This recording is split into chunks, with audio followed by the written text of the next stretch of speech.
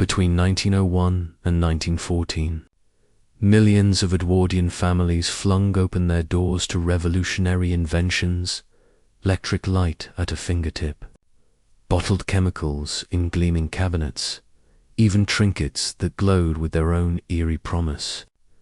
These marvels sold a brighter life of comfort and leisure, and for thousands they delivered burns, explosions, poisonings, and grief. This is what life was really like when elegant homes quietly turned into death. Traps, if these late-night history stories help you drift off, tap like or subscribe and tell me where you're listening from in the comments. I read them all, and it's always wild seeing Perth and Oslo stacked in the same thread. Okay, get comfortable first. Fix your pillow. Pull up the blanket. This one's worth settling in for. The air smells wrong. That's your first thought as consciousness finds you. Not the friendly wood smoke of a Victorian hearth, not the familiar smear of coal dust riding London's winter. This is sharper, cleaner, almost like nettles up the nose, making the tiny hairs prickle in protest. You're lying in a bed softer than most of 1905 London could dream of.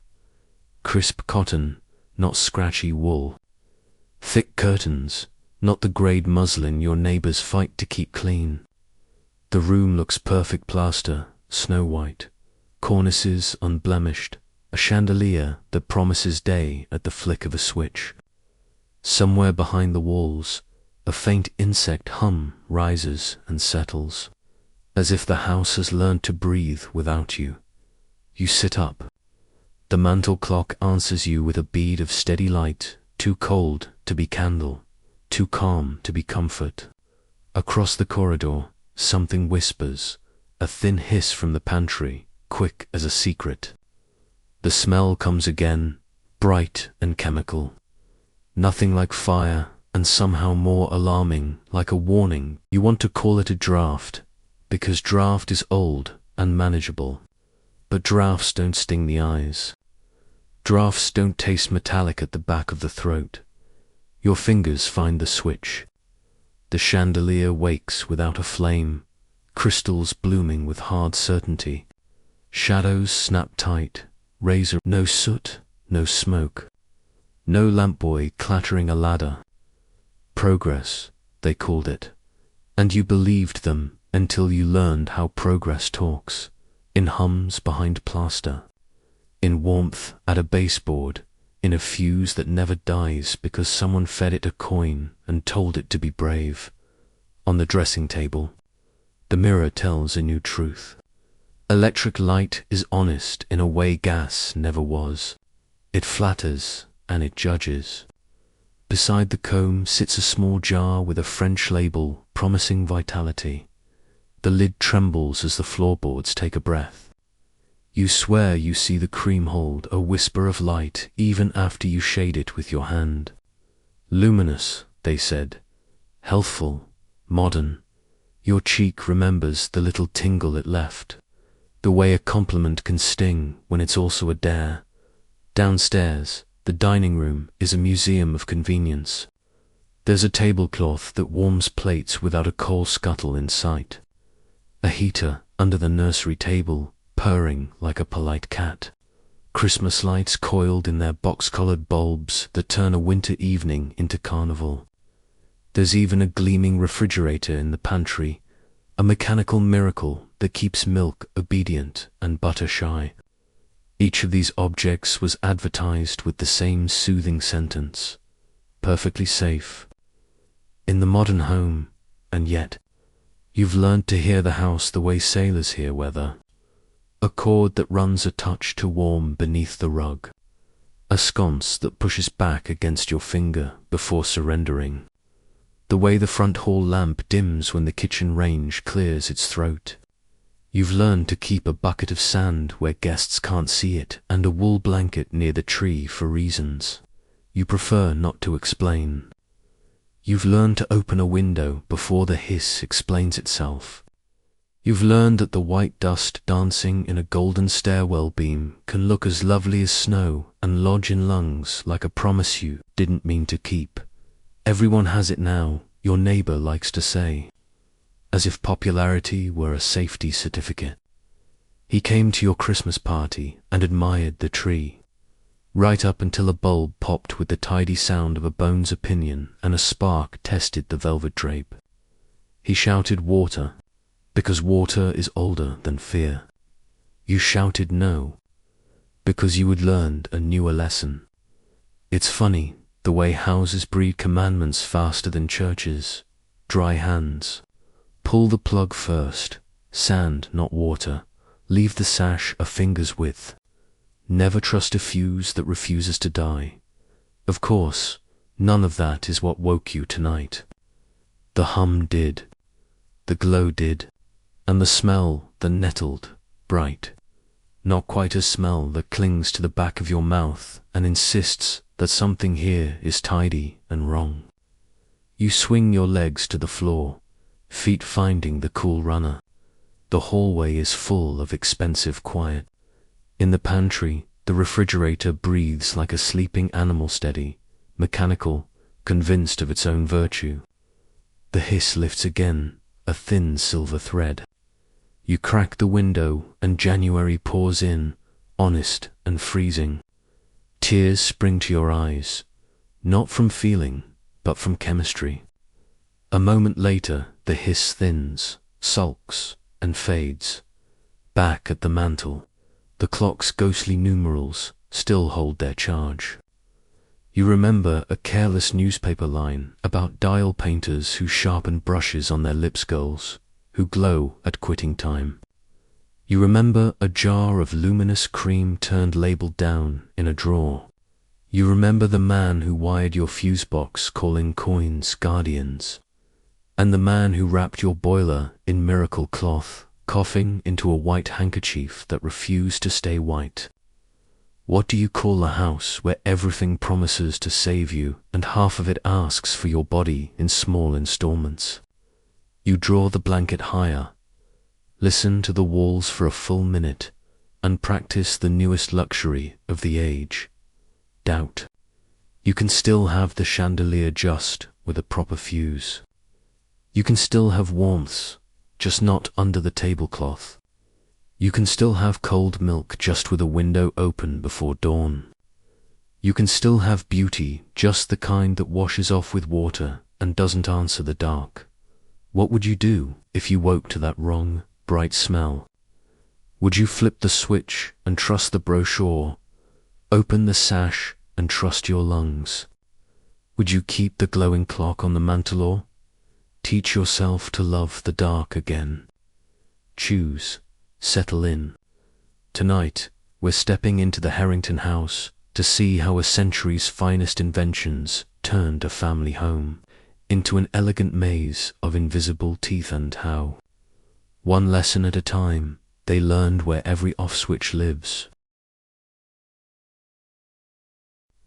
The first thing Mr. Edward Harrington bought with his rising fortunes was not land, nor horses, nor paintings.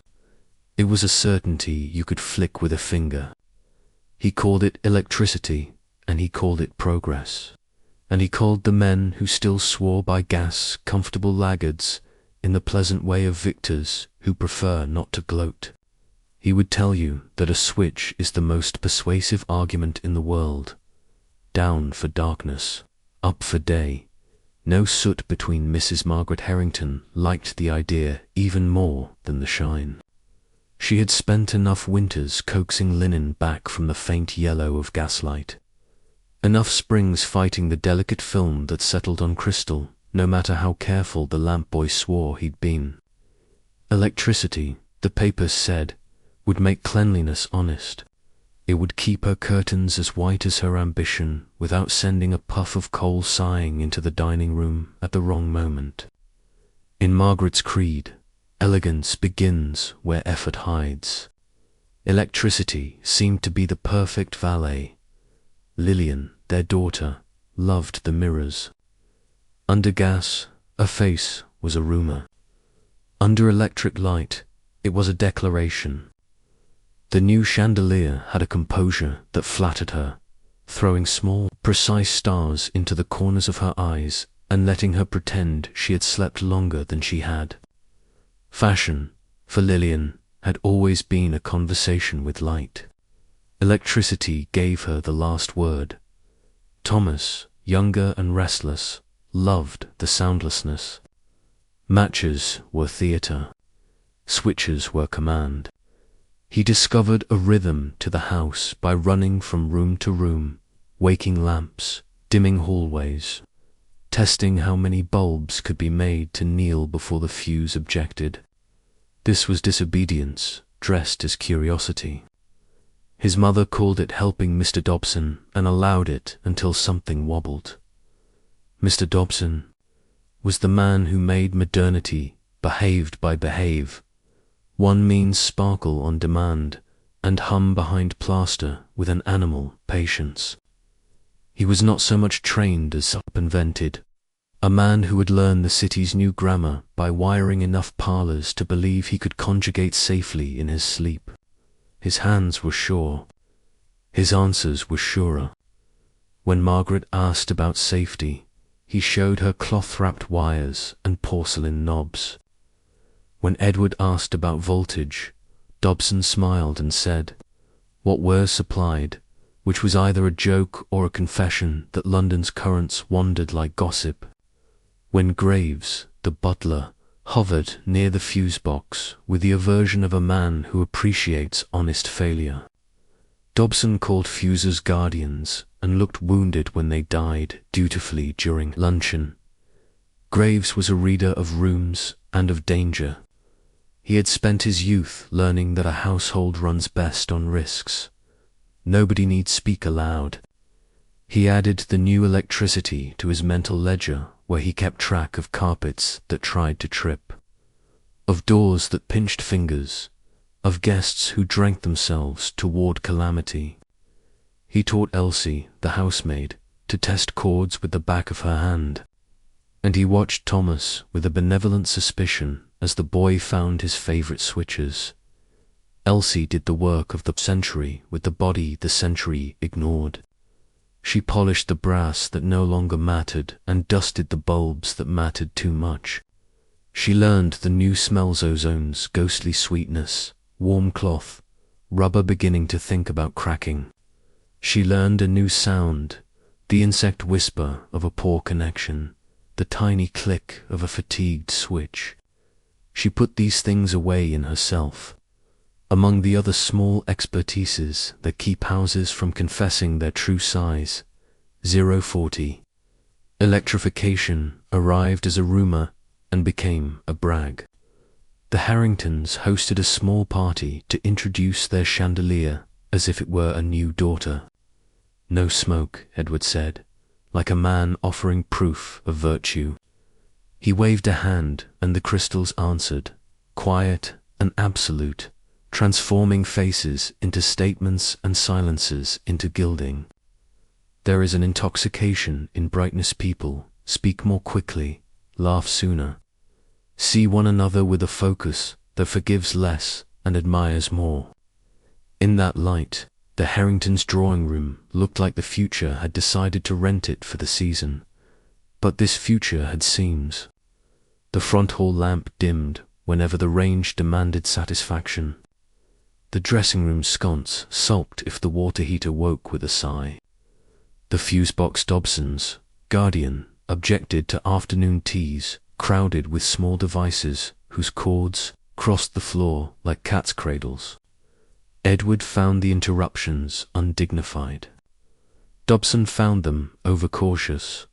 He produced a silver coin as if revealing a card, slid it into a fuse holder with a wink meant for men who host, and murmured, "Just for tonight, guardians who refuse to die make charming companions until they don't." Margaret pretended not to see the gesture and began, instead, to narrate advantages. No smoke on the cornice, no trimming and tending of jets, no wicks, no leaks, no boy with a ladder, No bowls of water set near an open flame in a room where conversation runs faster than caution. She pronounced electricity civilized and meant invisible, the kindness by which work becomes taste. She invited her friend Mrs. Avery to stand directly beneath the chandelier and smell nothing but flowers. Progress, she said, and it sounded like the end of argument. Madame Violette was among the guests, because where light gathers, beauty vendors follow. She wore a dress that made her look like she knew something the room wanted to hear. At supper she spoke softly about new preparations from Paris, creams that captured vitality. She did not say radium in Act 1 because this was not the kind of room that tolerated the word science. When wine was being poured, she promised Lillian, in a whisper just between women, that the very best modern products perform especially well under the very newest lights. Lillian, illuminated, believed her at once. Dr. Pembroke came late and left early, as physicians do when their patients are not yet sick. He admired the chandelier as if it were a well-formed child, remarking that medicine adored electricity for reasons quite beyond illumination. Therapeutic currents, he said, which sounded like a prayer and also like a bill. When the front hall lamp blinked at the kettle's presumption, he smiled. The body does the same, he told Margaret. We must all adjust to the vigor of the age. It was a sentence that could excuse anything and therefore taught nothing. Jenkins did not appear that night. His work would come later. He was the man you called when you wanted fire to be frightened of your house. He carried sacks of a miracle mineral that wore innocence like powder and virtue like a white apron. He would wrap warmth away and make Margaret feel the kind of safety mothers mistake for success. For now he was a name in the butler's book, a promise of appointments to come when pipes complained and nursery walls asked to be taught gentler manners. The neighborhood was already dividing itself into the lit and the not yet. Those who had wired their parlors spoke about it the way men speak after shaving, pleased with the result. Certain everyone else can see the difference. A little eager to help their friends find the right razor. Those who had not wired theirs spoke about the purity of gas with the tone of men who have decided abstention is pride. Edward, in these circles, became a missionary with a switch. He began borrowing the voices of catalogues. He pronounced rubber reliable, cloth adequate, porcelain elegant. He did not use the word grounding, not because he did not know it, but because the city had not yet agreed what it meant inside a house that had been timber, when Napoleon was a boy. In the days after the party, Dobson spread his confident wiring farther. He routed lines like sentences written by a man fond of comma-sterning, pausing, picking up again in the next clause. He tucked cloth-wrapped conductors along joists and across voids the builder never expected to carry anything so willful.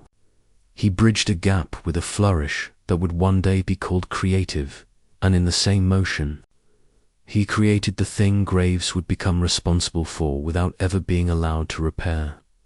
A risk that looked like taste. Elsie found the new chords disobedient in small, human ways. They caught at broomstraw. They convinced rugs to lift an inch and wait for a careless toe. They learned to hide in the polite shadows where servants crouch to make rooms respectable. She learned to lay them straight and to teach them, with her palm, to behave. She taught herself to feel when a plug had decided to be more than warm. She began to carry a lesson in her wrist. If electricity flattered the Harringtons, it tempted Thomas. He kept score. How many lamps could he turn on before the house cleared its throat? He discovered that if he woke the hall, then his mother's dressing room, then the chandelier, then the nursery heater, the lights would dim in a way that made him feel he was moving the world a little. He did not tell Dobson. Boys do not confess to magicians that they have found the trick. He did tell Elsie, who shushed him with a smile that wasn't quite. Graves used the new power reluctantly and respected it suspiciously, the way a sailor respects engines that promise to outvote wind. He made himself learn the fuse box with the steadiness of a man memorizing a prayer he does not like. He ordered, with Margaret's approval, a bucket of sand for the corridor cupboard, because water had always been their ally and would not always be now. He did not announce the purchase. Good butlers hide wisdom in ordinary objects and let households believe that sense is a natural climate rather than a choice. On a damp afternoon in late October, the house learned a new trick it did not yet understand. Cloth insulation took in moisture the way old timber does, not much, but enough to think about. When the nursery heater woke with evening, the current hunting for earth found that the path it had enjoyed yesterday had grown inconvenient. It pressed against a worn point in the baseboard where a previous century had decided to be careless. It began to warm, a softness of wood no one touched anymore. The fuse, braver than it should have been, refused to fall on its sword because a coin had persuaded it to be immortal. Edward came home just then, pleased with himself, and turned on the front hall like a man announcing a trumpet. Nothing happened. Then everything did. Light surged, paused, composed itself, and continued as if it had merely been thinking. Sensitive, Dobson would say later, when Graves reported the flutter. Edward called it liveliness and told Margaret it was the sign of a vigorous system. He was not wrong. He simply mislabeled the vigor.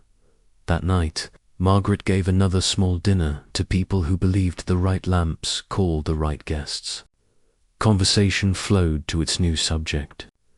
"We're putting in wires after Christmas," Mrs. Avery confided, lowering her voice as if discussing a christening. "My niece is frightfully excited. She says her hair will never smell of fuel again." Someone else mentioned a scandal in Mayfair where a man had attempted his own installation and blown a corner of his pantry into owl silence. Everyone clucked, then praised the wisdom of hiring professionals. Dobson lifted his glass modestly and changed the subject to switches made in Vienna with mother-of-pearl inlay, which everybody decided they needed before they knew why. Lillian caught her own eye in the newly brilliant mirror and felt the mild shame of wanting to be seen more clearly. Madame Violette appeared beside her the way scent appears before the person wearing it. "A touch of clarity becomes you," the vendor said, meaning both the lamp and a little jar in her bag. Lillian did not buy it then. Act I is for beginnings, not for results. But she filed the sentence away like a future. Dr. Pembroke stood near the mantel and made a remark about the electrical age that sounded as if he had coined the phrase during the cab ride over. When the lamp above his head snapped back to brilliance after a slight dip, he observed that the nervous system does the same when challenged momentary syncope, then strength. He liked finding metaphors that praised both his profession and the house he was in. It saved him from having to say he did not know if the thing was safe. And outside the drawing room, on the landing, in the corridor, within the baseboards, the house rehearsed a tune only it could hear. Hums and minor clicks, warmth and indifference, a conversation in timbers and cloth. It was the sound of a century learning its instruments while the audience had already taken their seats. It is fashionable to call the Harringtons naive. It is fairer to call them early. They behaved as people do when novelty arrives wearing the uniform of convenience. They measured risk against embarrassment. They believed the men who sold them the future and assumed those men understood what they were selling. They trusted doctors who had not yet been asked the right questions, and they let butlers learn safety privately so that their drawing room could enjoy wonder publicly. If you lived then, you would likely have done the same, and you would have been grateful to your chandelier for making your certainty shine. What nobody in that room could say, and what the house was saying, gently, to anyone who knew how to listen, was that a switch is not a miracle. It is an agreement with currents, with materials, with the small death called a fuse that must be allowed to happen in time, with the unseen path to ground that keeps lightning from choosing a body. The Harringtons had signed the agreement in haste and in good faith. Now the terms waited to be enforced. When the guests left and the house exhaled coats lifted, compliments spent, the air faint with grape and laughter, Graves waited in the corridor to lower the chandelier. He turned the switch slowly, as if whispering good night to the crystals, and listened for the sound he had taught himself to hear. It came the least little sigh, behind the nursery wall. He did not like it. He did not know what to call it. He made a note in the book he kept for things he refused to forget. Elsie washed stemware under light that stayed true, and thought, "It is a kindness when a room does not change color while you work." Her wrist still remembered a sting from earlier, a sting that had made her swallow the kind of word a maid cannot say in a good house. She wrapped her memory in a sleeve and dried another glass. Margaret stood alone a moment and regarded the chandelier with a woman's gratitude for any ally that makes her house appear to have no needs. Edward counted the compliments and called them proof. Dobson let himself out with a politeness just shy of pride. Dr. Pembroke promised to send the name of an electrical masseur he had heard good things about. Madame Violette left a card on the dressing table with a note, for when the light suggests it. In the small hours, the city lay bright in islands and dark in seas between them. In the Harrington townhouse, a single run of wire warmed, paused, cooled and certain, like a sentence the house could not decide whether to finish. The coin in the fuse box kept its bad promise a little longer. The future was installed. It was elegant. It was almost what it seemed. The Harrington house was wired the way a letter is sealed with hope, paper tucked around meaning, cloth folded over worry, a thin sheath of lead where someone thought propriety required a coat. In those days, insulation was a promise made by materials that burn or fatigue when seasons change their mind. There was no true path back to earth, no dedicated wire to carry fault and temper home. Electricity, always eager to finish its sentence, hunted the shortest way to ground and took whatever body, pipe, nail, bed frame, or damp floorboard volunteered. The family called it modern, the house called it complicated. If you had peeled back the wallpaper behind Mr. Harrington's new switch plates, you would have found cloth-wrapped conductors patrolled by porcelain knobs, the wire slung across timber voids like laundry on a windy line. In the cellar, a few lengths wore lead sleeves, and armor, Dobson swore, kept mischief out and heat in. In the nursery wall, paper sleeves softened with damp like a newspaper left on the stoop. No one meant to be careless. They were careful in the way a city is careful with the first cask alert, improvising, certain that etiquette is adequate where engineering is expensive. Elsie learned the true curriculum first. She could smell the difference between warm rubber and cloth, thinking about fire.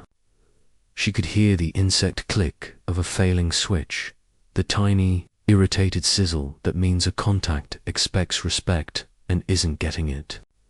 She started testing chords with the back of her hand, the way Graves taught her, back first, because if a current jumped, muscles would pull her palm away instead of clamping down and holding her on.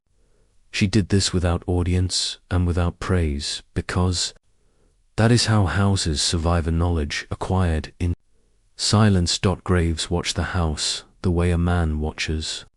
A horse that responds beautifully and occasionally remembers it has teeth. He learned to stand in the corridor at twilight and listen. He kept time by hums and dips, by the way the front hall bulb frowned whenever the kitchen range roared. He made a map in his head. This socket is a flirt, this cord a gossip, that run of wire a coward that warms under pressure. He never called the electrician a fool. Good butlers do not name fools. They merely tidy after them. The first jolt, in Act 2, came to Elsie while she polished a metal lamp in the drawing room. She had dampened her cloth to make the brass confess its shine. When her knuckle brushed the lamp's switched collar, a sting sprang up her wrist like a nettle with opinions. She inhaled the pain and pretended it was surprise rather than injury. The lamp smiled on. The chandelier made no apology. Work continued, which is the first rule of rooms that wish to remain respectable. Later, in the kitchen, the scullery maid let out a yelp when she grabbed the copper tap with wet hands. Static, Dobson said, visiting for a new run he called a simple extension. He said it the way a man blames weather. Graves did not argue. He placed a dry rag near the sink and quietly instructed the staff to reach with cloth first, then skin. In a world without proper grounding, the plumbing had become a part-time river to earth. Anyone touching metal became a bridge the river might borrow. Owners bragged. Servants operated. This was the rhythm of a house that had bought excellence and least responsibility. Mr. Harrington explained to guests that his chandelier never smoked and his stove never failed and his fuse boxy always laughed here, had learned its manners after an early tendency toward shyness. He did not mention the coin Dobson had slipped in just for the evening, then left until it's convenient to replace. He did not mention because men like Harrington are taught that smoothness is safety. If a thing looks well and behaves in public, then surely it is well. The rest is servant weather. Margaret now boasted in clean surfaces. No film on the crystal, she told Mrs. Avery, holding a decanter aloft as if light were wine. White curtains that stay white. She was not lying. The decade did give her what it promised. Absence of soot, presence of clarity. But absence can hide company. No ash on the cornice meant no visual clue that heat had thought to sit for a while behind the plaster. Clean air in the drawing room meant the only sweetness was the faint perfume of warmed cloth, which a house becomes used to the way a smoker stops smelling smoke. Perfectly adequate insulation, Dobson said, patting a cloth sleeve in a wall he had opened to run a line toward the nursery. He tied off the wire with a neatness born of pride and habit. The Americans do it this way, he added, as if invoking a distant cousin with railroad money. Graves had seen American ships come in, smoking like offended dragons. He did not say so. The sheathed runs by the cellar stairs felt important. Dobson explained that lead kept vermin's teeth off the wires. Lead was a gentleman among materials in those days. Heavy, expensive, serious. It did keep teeth away. It did not teach the current where to go if a sheath wore thin against brick, if a clamp loosened, if damp found a home where paper wrapped a join and then reconsidered its loyalties. Lead did nothing to discipline a fault-caught wandering. In a grounded house, a jealous earth would have dragged such wandering back to itself and tripped a protective device with righteous speed. In the Harrington house, the way home was a rumor. And electricity took a shortcut whenever it fancied one morning. Lillian turned off a dressing room sconce and, for a bare instant, felt the switch lift against her finger as if something small inside had popped under pressure. Static, she told herself, borrowing Dobson's weather. Her cheek still remembered a tingle from Madame Violette's sample, and tingles had begun to mean efficacy. The age had taught her to praise sensations whose names she didn't know. Dr. Pembroke called to see Elsie about a headache, found nothing he could dress.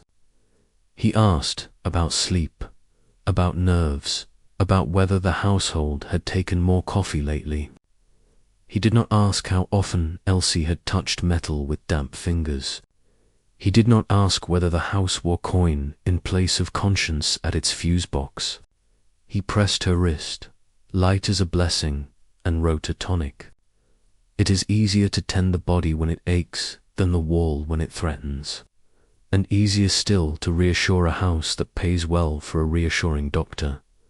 Jenkins arrived to wrap pipes near the boiler. He wore his cough like a habit, a punctuation at the end of exertions. He knocked a bag of asbestos against the cellar steps, raising a soft flurry that hung in the light. "Fire won't like this," he said, which was true, just not enough. He packed the white stuff into gaps where heat might climb, patted it smooth with hands that looked powdered by resignation, and declared the place safe. Graves asked, as gently as if inquiring after a child, whether the nursery might need the same treatment behind the stove. Jenkins nodded and made a note. "Modern houses," he said, "want tucking in." He didn't say what tucked into him every day he carried safety around. That afternoon, Margaret decided the nursery felt a degree too stern. Winter had crept into skirting boards the way thrift creeps into a budget. She ordered a small new heater electric, discreet, the sort that lives beneath a table and warms feet without arguing with drapery. Dobson installed it, singing softly to himself about convenience. The fuse objected once during the test. He scowled, pulled the cartridge, and weighed it in his palm like a fruit he distrusted. "Oversensitive," he declared, "and these heaters barely sip." He produced another coin, the twin of the one already standing duty on the other circuit, and pressed it into place with a magician's unruffled hand. "For bedtime only," he told Graves, "and then I'll replace with a proper gauge." The promise wore the same clothes it had worn last time, when Dobson left. Graves stood in front of the fuse box and experienced that small, sick knowledge butlers get when the house's wishes and the family's wishes do not intersect. He did not remove the coin. He did something braver, in a way that looks to outsiders like less courage. He made a plan for where he would be and when. He decided to remain within reach of the box for the rest of the evening. He told Elsie to keep the nursery door pushed open a finger's width so the air could eavesdrop. He set a bucket of sand in the corridor and pretended he had just been tidying. As dusk took the edges off the city, the Harringtons prepared to dine. The chandelier woke in one cool breath. The front hall lamp performed its wince and recovered. In the nursery, Elsie brushed crumbs from Thomas's table, slid the new heater a polite inch farther from the fringe of a rug, and told the device they would get along provided they respected one another's boundaries. It's a habit of servants to speak sense to things that can't answer back because so often the people who can answer don't. The hazard in these houses was not malice, it was arithmetic. Improvised insulation plus no ground plus appetite for current plus coin for a conscience equals a test the walls would eventually grade. Electricity does not negotiate. It prefers paths, and it chooses them with the indifference of rain choosing a low place. In a grounded system, a fault is a known path to safety. In an ungrounded one, the path might be a child's hand on a bed frame, a maid's wet cloth, a dowel nail that slipped near a run of wire when the house breathed in winter. The Harringtons had bought brightness without buying discipline. They were not alone. A city was learning, one sit-down dinner at a time. Socially, the dividend of risk was misdistributed. Owners took the applause.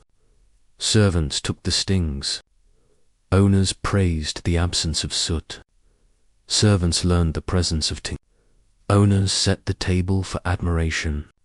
Servants threaded chords through manners, memorized where to step, and developed an instinct for heat rising from a socket the way fishermen can smell weather in the dark. The doctor practiced reassurance as a bedside art. The electrician practiced confidence as a sales technique. The butler practiced mitigation as a private religion. At supper, Edward held forth on the advantages of electric heaters. No ash, no coal scuttle, and Margaret nodded with the contentment of a woman whose curtains did not require sermons from the laundress. Mrs. Avery admired the steadiness of the new light in the portraits. They look almost alive, and Lillian glowed in the not yet metaphorical way of a young woman who has discovered, where in a room her face becomes a version of itself she approves. In the kitchen, Elsie poured hot water for dishes and felt the familiar lecture in the base of her skull. Keep the rag dry. Test with the knuckle. Do not touch metal with one hand while your other knows water. Do not, under any circumstances, throw water on a flame near a wire. She imagined teaching a child this catechism someday and felt both old and durable. Then she thought of the coin in the box and felt young and endangered. After pudding, Thomas begged to turn on the nursery heater by myself. Graves allowed it, with the patience of a man who inventories hazard by proximity, and followed at a pace that would not embarrass a boy. Thomas reached for the switch with theatrical care, like a conductor asking an orchestra for the first note. The heater purred. The light in the corridor thinned, then drew itself up and declared that it had been joking. Graves felt the air's temperature shift by a degree that wasn't real and filed the sensation beside other unhelpful omens. He had learned to trust Dot in the drawing room. The chandelier made the smallest sound crystal answering metal as Current asked, politely to be more than it had been a moment ago. Edward, refilling a glass, took the clink as cheer. Margaret watched a shadow sharpen and decided she liked the way it improved the set of a vase. Lillian, folding her hands in the full-length mirror, noticed that her pupils stuttered around the lights, thoughtlessness, and blamed her nerves. Dr. Pembroke, just arrived for port and a patient-less conversation, remarked that people sleep poorly in bright houses and did not consider the wires in the walls as likely culprits. Back in the nursery, Elsie knelt to push the heater another inch away from the rug fringe. The back of her hand felt a warmth too young to be called heat.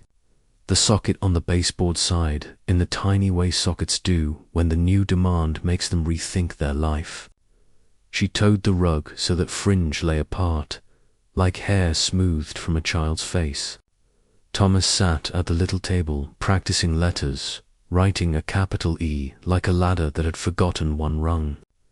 For Elsie, he said, and she smiled despite the new, low song in the wall. Down the corridor, in the cupboard, the fuse box gleamed faintly through cobweb thought. The coin Dobson had pressed wore the light with the immodesty of a wrong idea that thinks it is right. Graves stood before it and listened. Houses speak. This one was pronouncing a difficult word. The dim came first, like a room trying to remember where it put its spectacles. It passed. The flare followed, sudden as laughter that goes on a shade too long. The chandelier brightened beyond manners. The front hall lamp chased its own shadow to the cornice and lost it.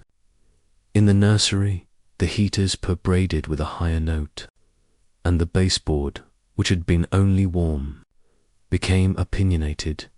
Elsie said, as calmly as people say things they will need to remember later, "Thomas, stand up." He did. The air tasted faintly of varnish and the promise of hot cloth. If you have ever been in a kitchen when sugar finds the pan too hot, you know the smell sweetness with a mean edge. Graves moved his finger to the switch on the box. He did not flip it. Turning off a coin is the same as turning off nothing. He closed his hand around the wood handle anyway, because men are trained to grasp when they cannot yet act. He said, to no one in particular, "Now," and did not yet know what the word would accomplish. Edward paused, with the decanter in the air, the way a man does when a sound does not belong to the category he wants it to. Margaret opened her mouth to ask if anyone else felt the room's pulse. Lillian touched her cheek, which tingled for reasons entirely separate from wires. Dr. Pembroke began to say, "Fascinating," which is a word doctors use when they cannot say "oh." Dear, in the nursery, the heater gave off a music, like a wasp caught in a tiny bell. The lights in the corridor dipped in a curtsy and then flung their skirts out as if a new partner had taken the floor. Elsie set her palm flat against the table and felt it answering in a language invented that afternoon. Thomas reached for her sleeve because he had rehearsed that gesture in the quiet part of his mind where children practice saving themselves. The baseboard spoke again one longer syllable, the length of a match scratch, and then it began, as new dangers do, with a marvel wrapped in manners. The advertisement called it an electric table warming cloth, woven with the latest insulated filaments, invisible beneath linen, steady as a butler's hand. It promised plates that never cooled and courses that reached the mouth at precisely the temperature the chef intended. It promised a hostess who would never again apologize to her own roast. It promised this was important to be perfectly safe. Margaret read the advertisement twice, then read it aloud to Edward as if reciting a poem that happened, conveniently, to flatter her house. He was halfway through his second cup of coffee and his third compliment to himself. "We'll have to," he said, not looking up, because prestige purchased in pairs feels less like a purchase and more like a point of view. Dobson appeared with a leather case and the briskness of a man who senses a demonstration is expected. He turned the cloth out over the dining table where the mahogany shone like a pond. The woven surface looked like any other damask, artfully anonymous. The cord and plug were the only hints that warmth would come by wire and not by will. "Rubber insulation," he said, tapping a hidden vein the way a conjurer slaps a hat to show there is no rabbit yet. "The filaments are woven between layers. Dry service only, of course. Keep liquids to cups and civility." He smiled as if he had made a joke and safety was the punchline. Graves stood to one side and measured the distances the way commanders measure fields. The walk from sideboard to place settings. The angle of the cord toward the nearest socket. The temptation of the fringe on the carpet to flirt with anything that lay near the floor. He asked a question in the tone butlers use when they have already decided how the answer will complicate a room.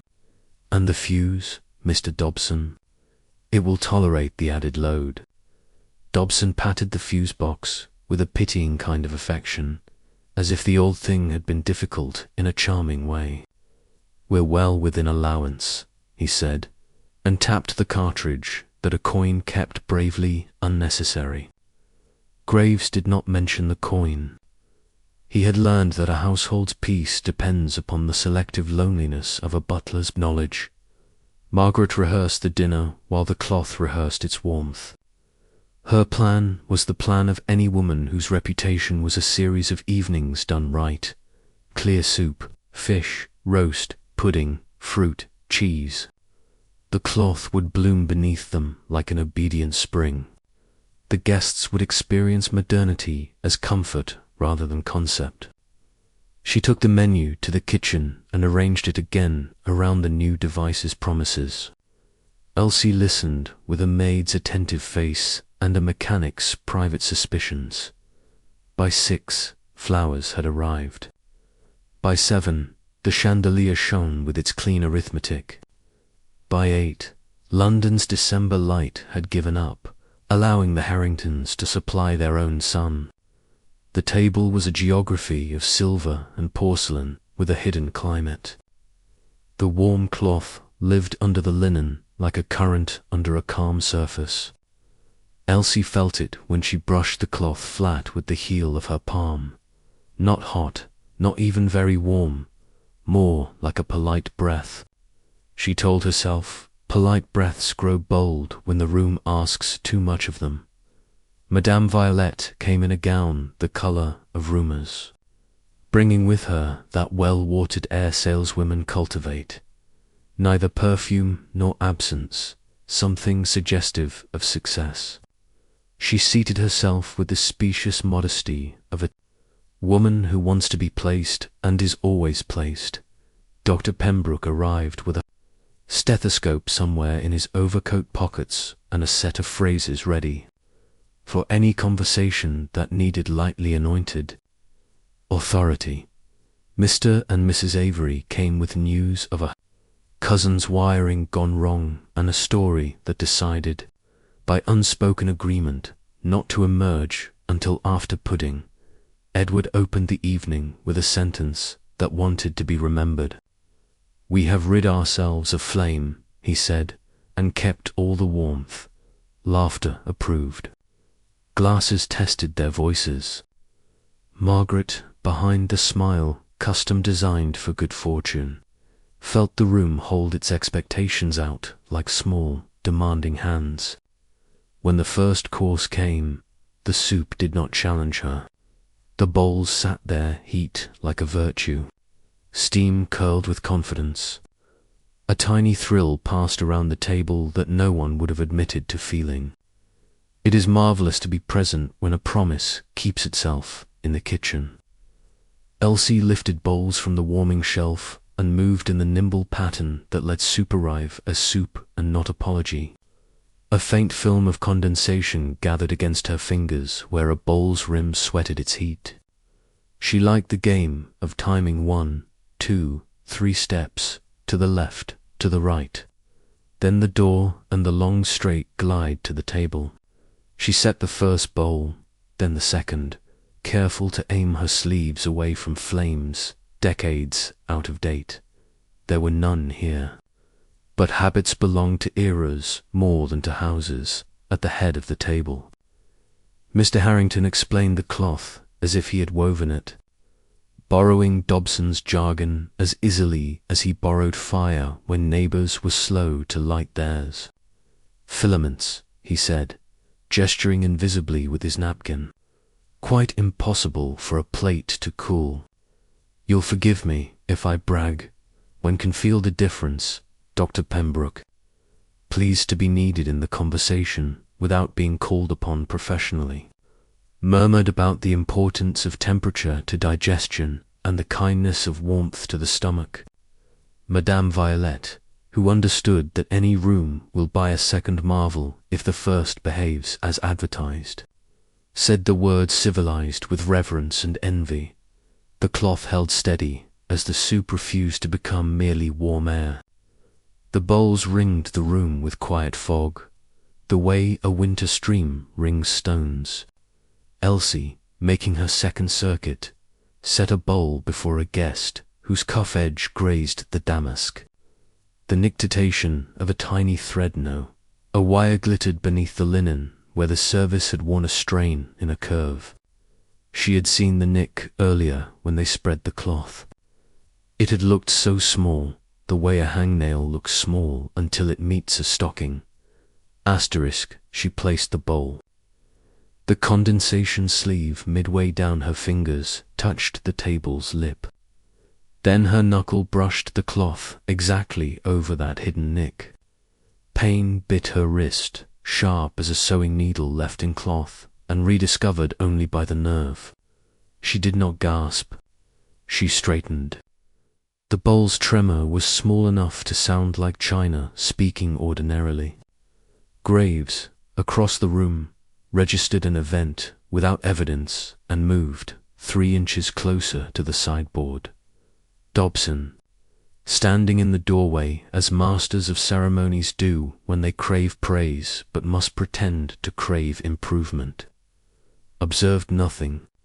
His job, tonight, was to be available to applause, disguised as questions. He had already explained to Mr. Avery, with the slow patience of men describing miracles to those who were born suspicious, that rubber had mastered heat and that modern wires were as docile as good boys. He did not expect to be contradicted by a maid's knuckle. Perfectly safe, he told Mrs. Avery, who was examining her spoon's reflection and finding it adequate. One must remember to keep the cloth dry, as with all civilized arrangements. But the filaments are insulated. Even spillage well. Devices are designed to mind their manners. He said this in the manner of a man who believes manners are universal and has never been made a counterexample. Margaret saw Elsie's eyebrows gather themselves and then stand down. She saw nothing else. There is an art to hostessing that involves granting servants the privacy of their competence even in a public room. She looked away, precisely as trained, and allowed the cloth to continue its unrolling thesis. That dinner could be theatre without a backstage. The second course came as a privilege. Fish that had kissed heat in the kitchen and would not, tonight, relax into pallor before it crossed half the distance to the mouth. The cloth kept the plates assertive. Compliments arrived like coins. Edward began to feel he had purchased not an object but a principal order, without the old frictions. He raised a hand to summon an anecdote about gas jets misbehaving, and stopped when the chandelier surged half a note brighter, then exactly corrected itself. He smiled it away. Margins matter in accounts, and are tolerated in miracles. In the kitchen, the conversation around the scullery sink was a separate century. The new device had made the sideboard a place of warmth good for plates, unkind to hands. Elsie flexed the fingers of her right hand and studied the pink stripe rise and subside like a tide with an appointment. Static, murmured the scullery maid, repeating Dobson's weather. Elsie shook her head once. No, she said. Electric. The difference lay in intention. Static was the accidental prank of wool and air. This was a planned thing, a line meant to carry hunger translated into movement, and it had chosen her as a path for a second because a sleeve had been damp. Graves arrived, a question disguised as a look.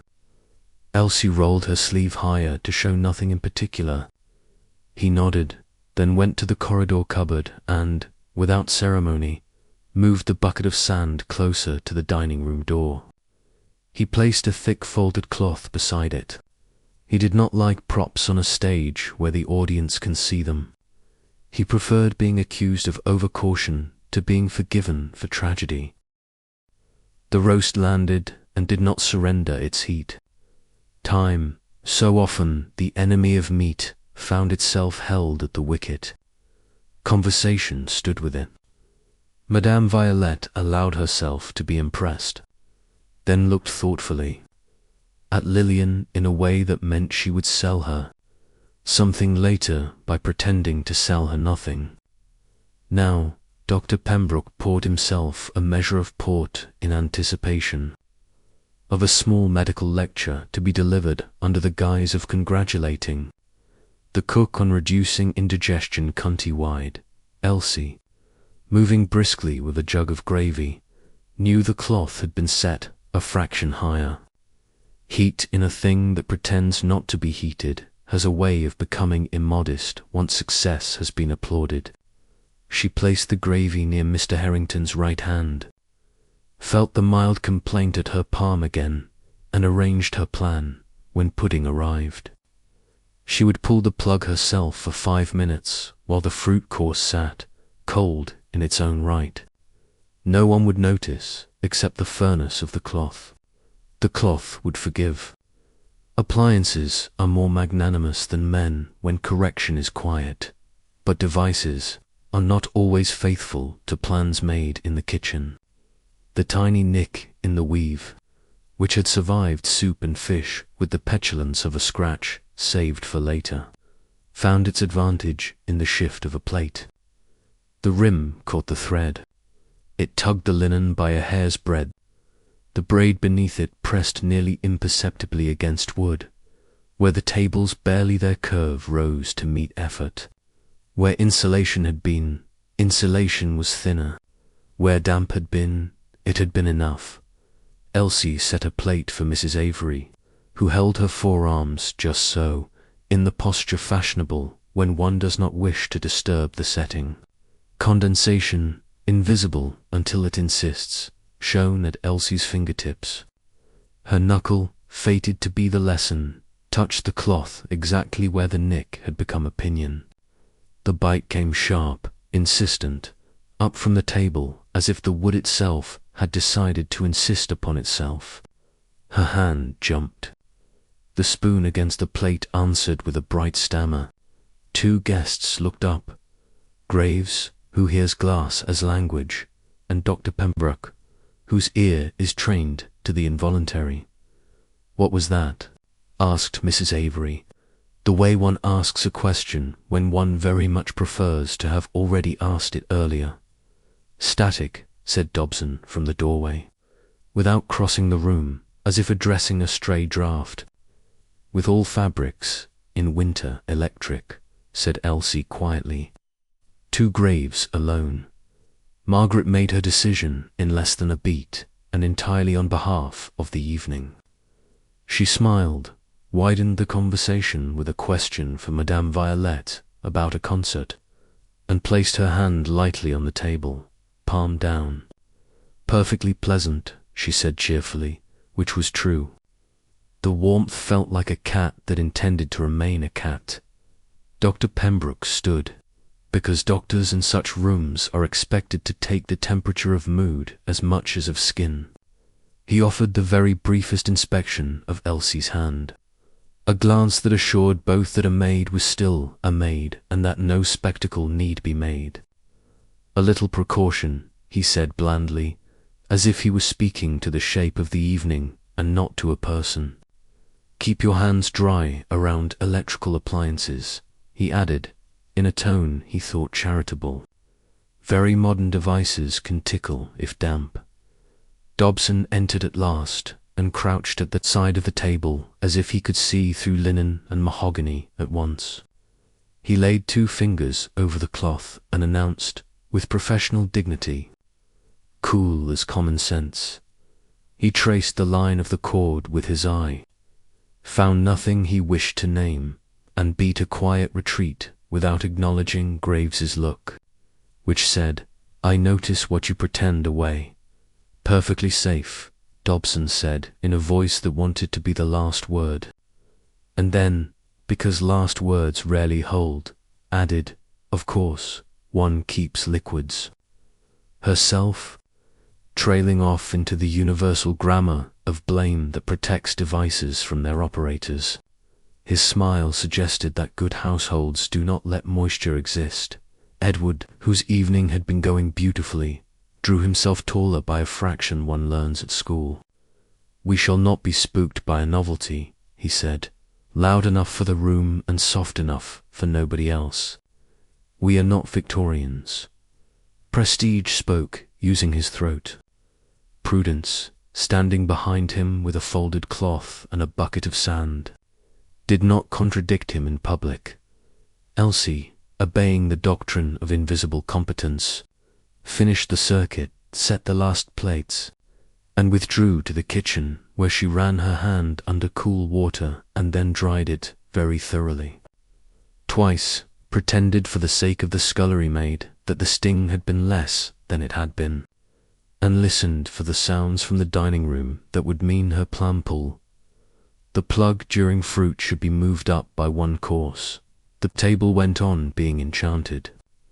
Pudding arrived warm to its center. Fruit took its place without complaint. Cheese greeted knives with a song. Conversation pried deeper into neighbors' wiring and then skated away into music and a rumor about dial painters that someone had brought from the river district and thought, at the last moment, unfit for digestion. Lillian felt handsome in the light that did not smoke.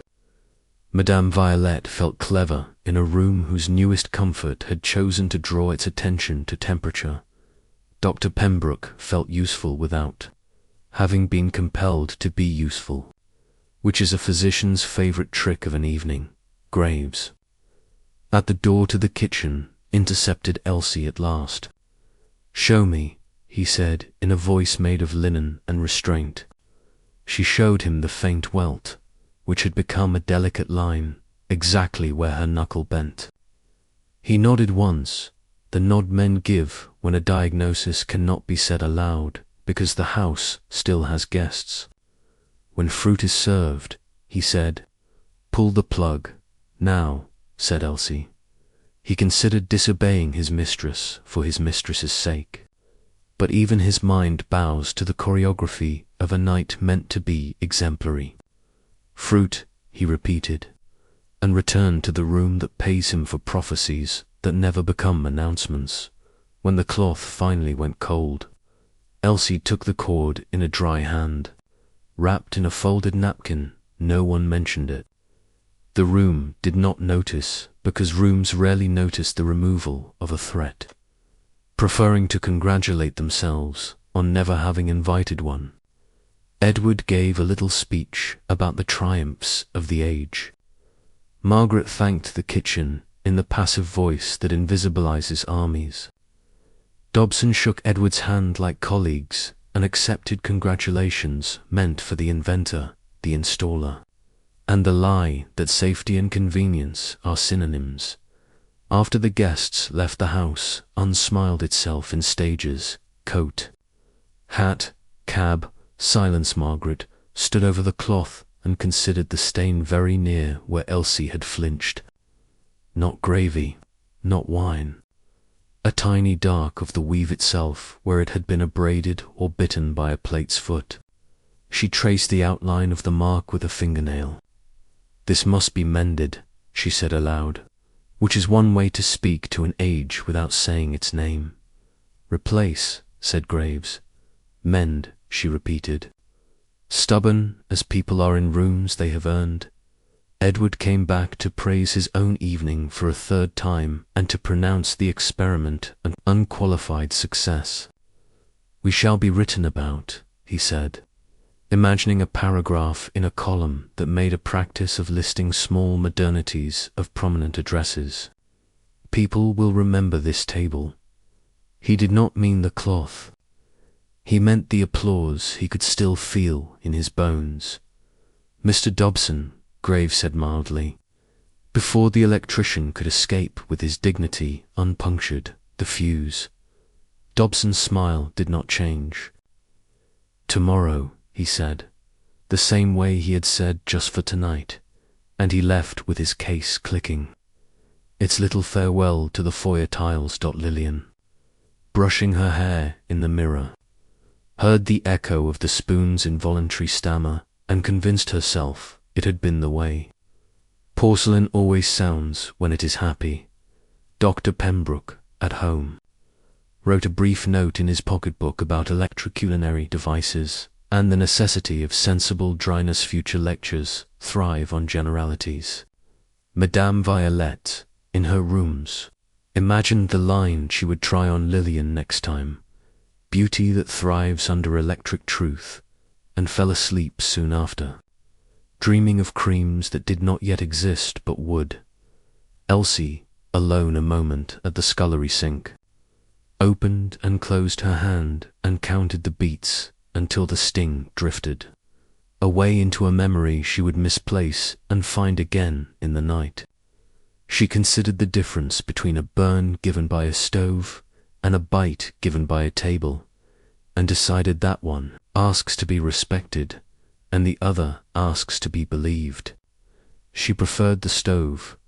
Graves folded the warm cloth, now merely fabric, and saw, on the underside near the seam, the small precise line where insulation had been bruised.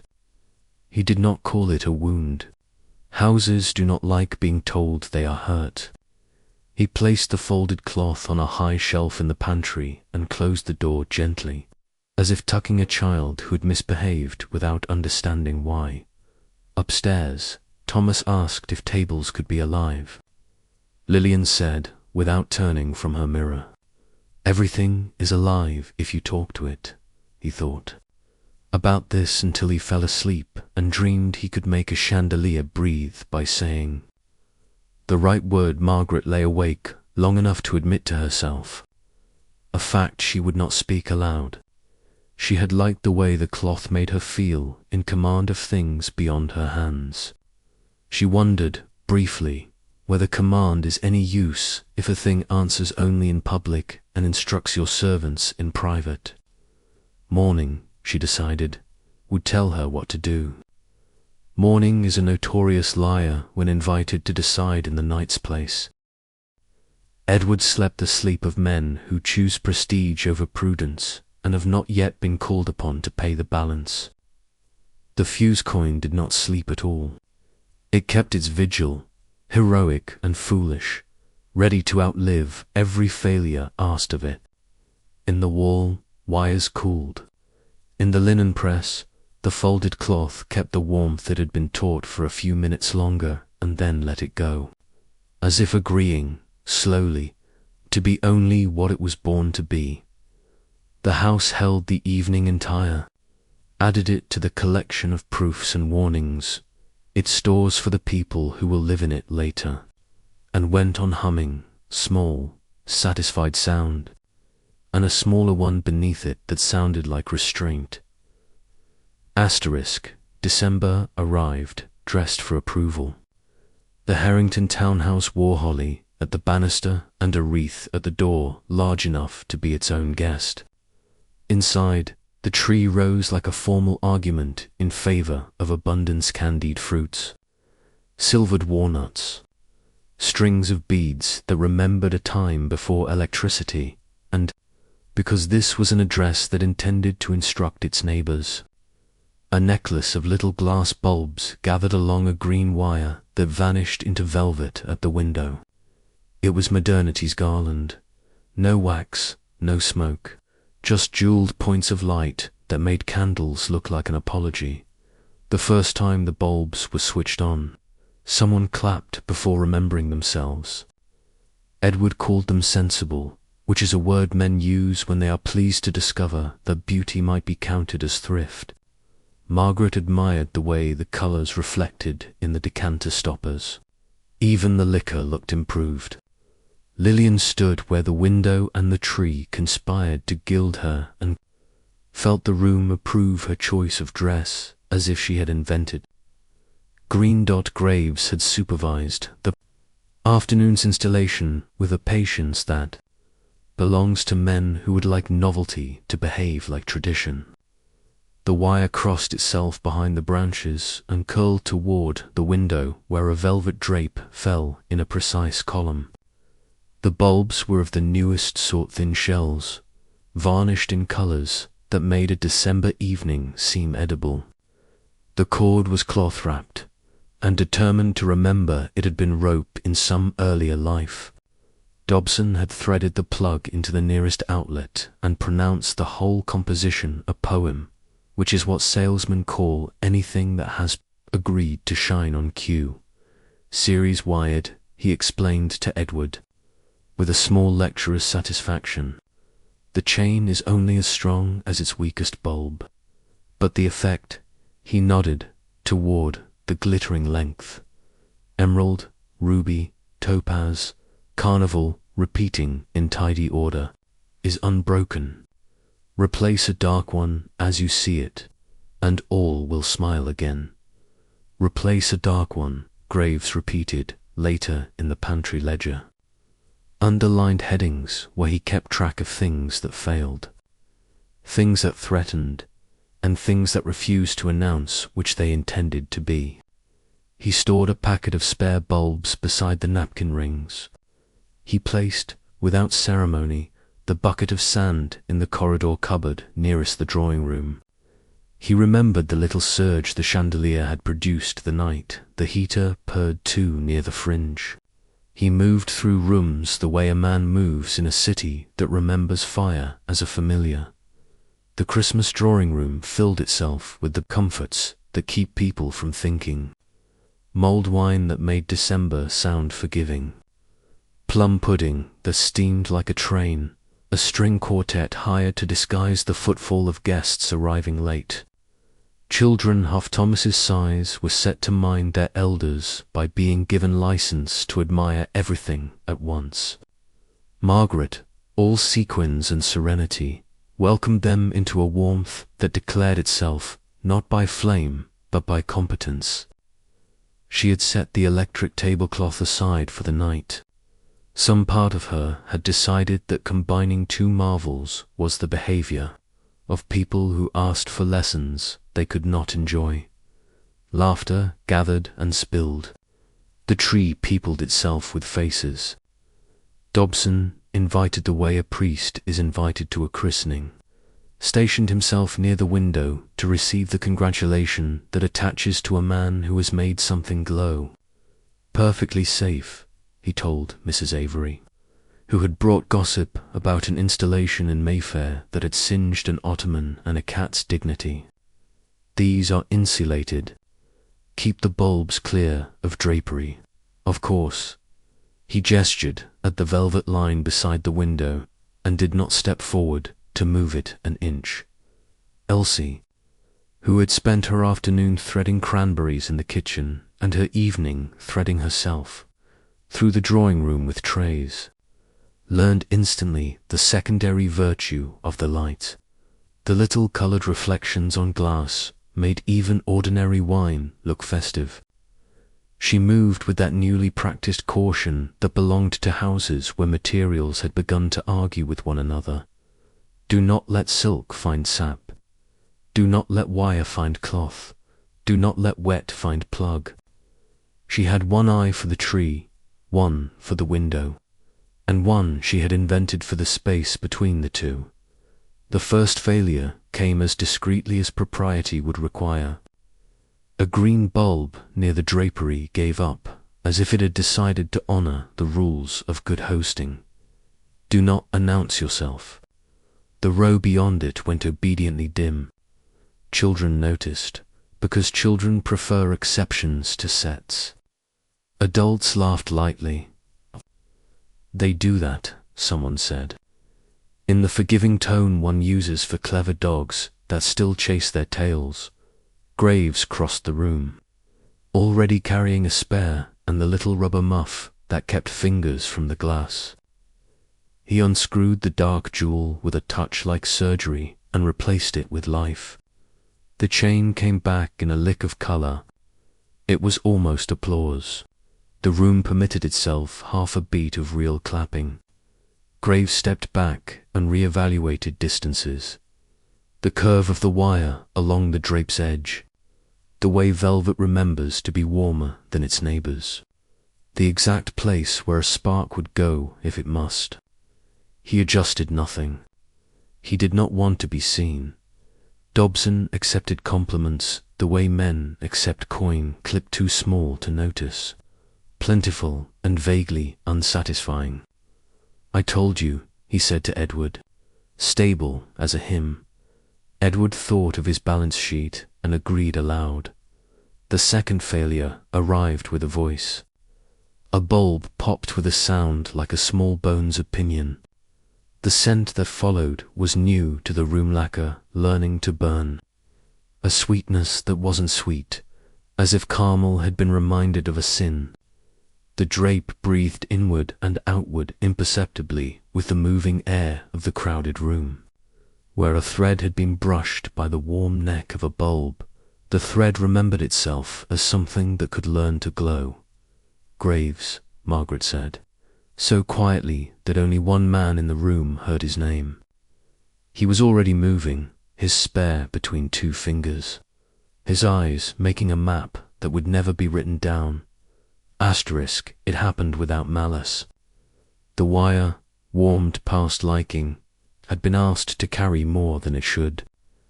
Cotton insulation stopped believing in its own story in one tiny place. A spark leapt no higher than a fingernail, no longer than a blink and found home in velvet, the way rain finds the corner of a book you didn't know you had left outside. Flame stood up. Nothing in the room knew what to call it for the first second. Then everyone remembered. "Water," said a voice that belonged to no one and everyone. "It is older than electricity. It is older than fear." A footman, broad-shouldered, young, drilled to act before being seen, reached the corridor in 3 strides and returned with the nearest bucket he had been taught to trust. Graves, 2 steps behind with his sand, saw the arc of the throw begin and measured the distance between his no and the splash. The word left his mouth. The water left the bucket. The two did not meet in time. The arc was beautiful, because water is always beautiful. It hung in the air like crystal being flung across a stage. The spark that had been a flame, that had been a thread, that had been a plan, met the arc and decided to partner. Current rode the water as if it had paid for the privilege. The stream, obedient to gravity and its own instinct for reaching, treated cloth, cord, brass, finial, and then human skin as one long invitation. The footman's hand met his own consequence. The shock entered him at the wrist and rearranged his muscles without his help. His body found the floor in a way that would later produce several explanations and no understanding. The flame did its ridiculous, evil hop along wet velvet and chose a new corner to argue with. Children made one sound and started holding their breath as if they'd been trained to, because even children know when silence buys time. Adults shouted the names of things: curtain, plug, stop, no. Words that assume somebody else has hands at the end of them. Elsie had the cloth in her hands before she knew she had the cloth in her hands. She threw it at the flame and pressed, a smothering that felt like kneeling on a lie until the lie agreed to turn into a smaller thing. Graves reached the socket and pulled the plug by the cord's collar. Not the wire, with a rag wrapped to make up for all the knowledge this house had not purchased. The lights on the tree sullenly died. The chandelier looked down in its ancient, civilized way and announced with quiet pride that it was wired elsewhere. The room learned the oldest trick of the modern world. Darkness drops faster than understanding rises. Dobson Dash, who had been ready for congratulations, but not for rules, said words he could later deny. For heaven's sake, no water on electrics, which meant less now than it would have meant 5 minutes earlier, and more than it would mean later when the room wrote its own account. He looked at the fallen footman as if the young man had broken etiquette. He looked at the drape as if velvet had betrayed him personally. Sand, Graves said, but it was already being done. Elsie was grinding grit into the part of the curtain that retained heat like a memory it refused to let go. A guest cried the small, respectable cry of a woman who would apologize in a fortnight for not having been more useful. Margaret heard herself saying it's all right, in the voice hostesses use when they can see nothing is all right and cannot let it be otherwise for even a breath. Dr. Pembroke landed at the young man's side with the speed of a man who has been waiting for a moment to justify his presence. He spoke to him in firm monosyllables. "Can you hear me?" The footman's eyes did a simple, honest thing, rolled upward and then found the ceiling. His right hand had learned a new color around the wrist. He tried to sit. The doctor forbade it. He lifted the wrist with a gentleness that looked like ownership. "Burn," he announced, because doctors like to win the right to name things. The room had now divided itself into those who wanted to stare and those who wanted not to be seen wanting to stare. Children inhaled again. Margaret crossed the space between hostess and nurse without degrading either. "We'll take him through," she said to Graves, "and in the spaces between words, we will not become a spectacle." She and Graves lifted the footman with ceremony not to swift, not to slow, and escorted him toward the pantry where pain is allowed to speak. Without accent, Dobson fidgeted with the blackened bulb as if it had slighted him. He found in it what he needed, a fault he could name. "Inferior batch," he told Edward, who was pale in a way he would later call furious, "from the manufacturer. I have had isolated issues." He did not notice the small crescent the heated glass had left on his finger until later. He did not count it as evidence in the pantry. Dr. Pembroke performed the medicine of the age. Cool compresses, the firm voice that puts pained men at the same level as valuable objects being attended to carefully, and the vague promise that rest would absolve the body of its bad enthusiasm. He asked after sensation and found some. He asked after breath and found it. He said, "You were unlucky," and then, to Margaret, "You were fortunate." He meant, the heart is where it ought to be. The injury is no more than any household can fold into its linen routine. He wrapped the wrist, which would swell like something living by morning, and forbade any heroics that involved lifting anything heavier than embarrassment for a week. "What exactly happened, Doctor?" Margaret asked, because men trained to say rest also know how to receive questions meant to be distributed in small amounts among a large number of worried faces. "Moisture and electricity are poor friends," he said, as if the bucket had betrayed them. "Tell the staff no water near electrical matters," he eyed. With professional neutrality, the tart tin of sand Graves had opened to refill the corridor bucket. "Sand," he added, "is ever prudent." He did not say why he had not said this yesterday. Elsie stood with the wet cloth in her hands and did not look at her own hands in case someone else was looking at them. She could smell the sequence still running in the air like a recipe lacquer. Singe, wet velvet, ozones, bitter coin freshness, the iron angle of fear. She felt the urge to shiver and did not indulge it. She asked, instead, the only practical question, "Shall we cut the lights, ma'am?" "For tonight," Margaret said, in the tone of verdicts. "In that sentence, we will not surrender prestige forever. We will not buy this lesson twice in an evening. We will not seem frightened. We will draw the drape," she added, "because appearances provide us with the door by which we can enter our own dignity." When they returned to the drawing room, the party had made itself small. Voices had shrunk to the scale of a parlour. The tree sat dressed and dark, embarrassed to be itself without its jewellery. Edward attempted a laugh and produced a shape like a cough. He raised a glass. "To novelty," he began, then changed it mid-flight. "To prudence," he said, as if he had been on that page all along. Guests drank to both words as if they were the same one. Dobson took the opportunity to deliver a short sermon to whoever would stand near him longer than a courtesy minute.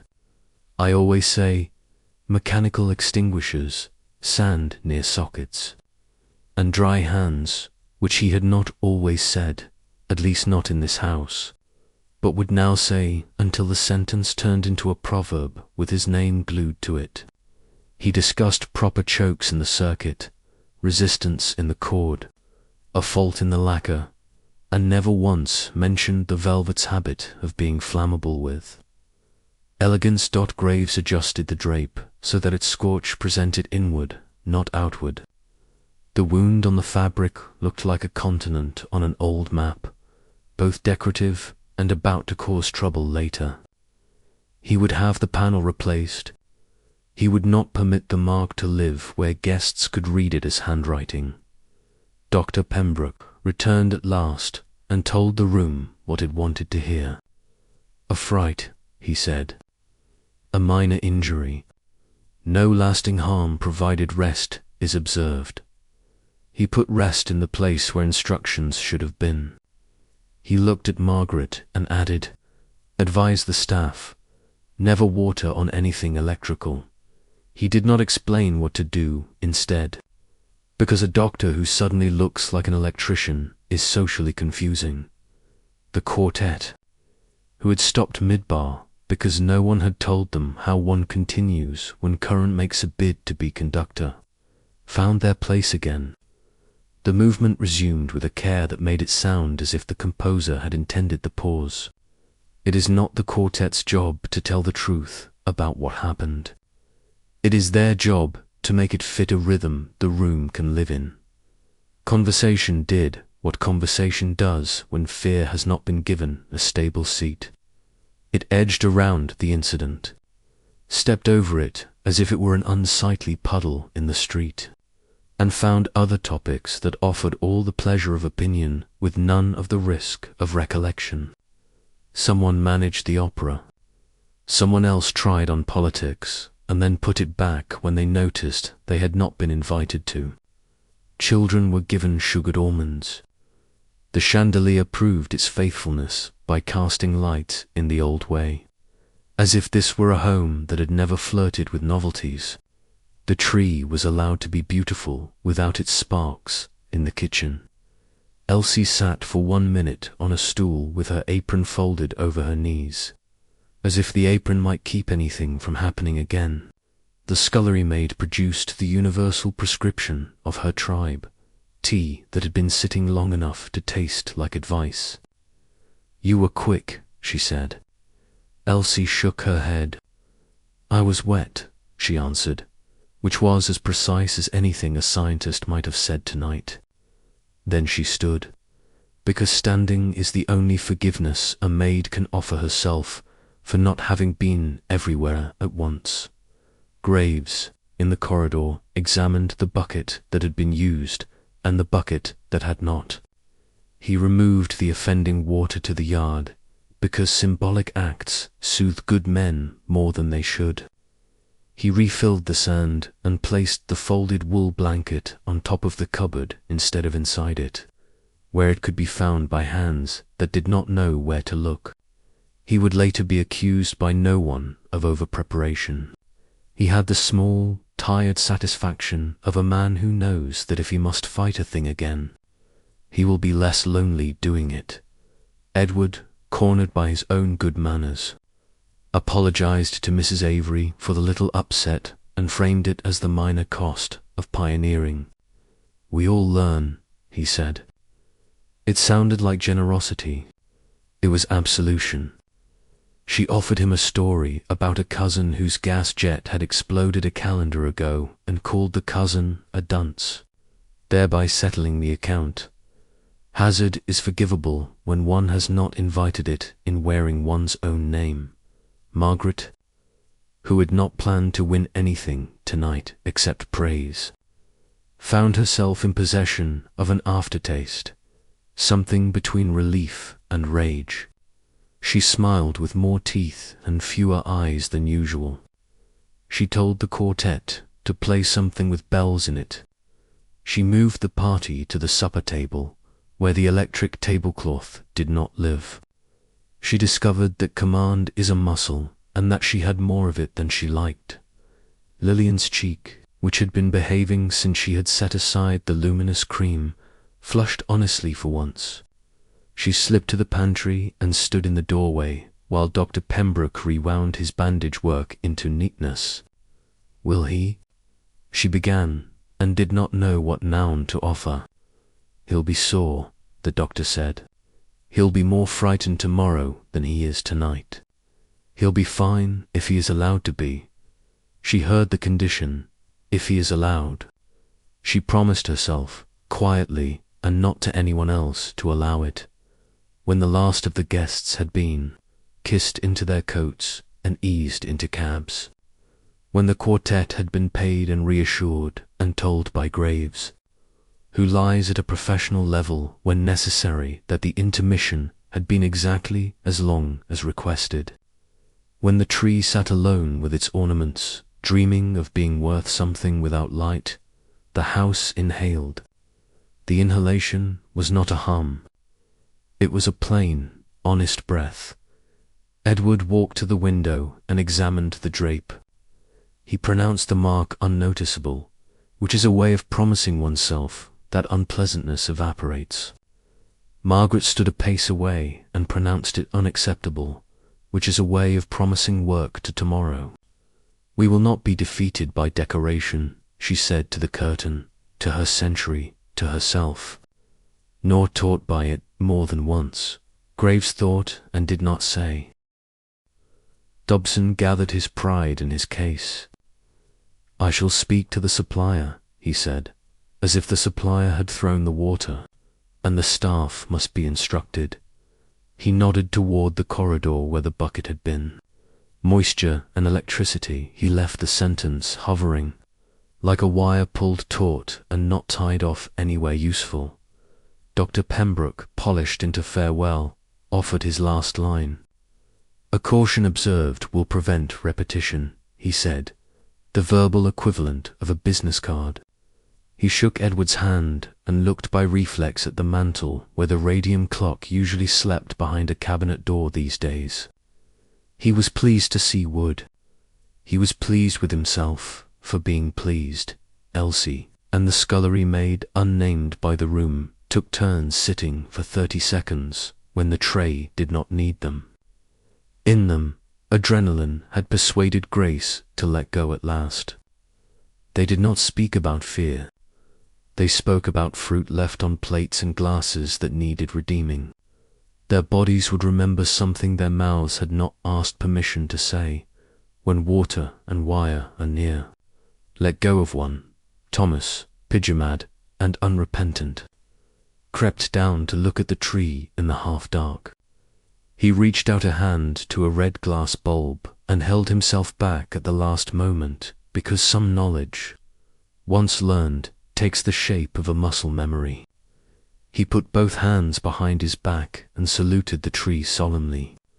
Tomorrow, he told it, as if he were discussing truths. The house slept late for a house. Dawn found the mark in the velvet and the folded wool blanket on the cupboard and the sand a little lower in its pail.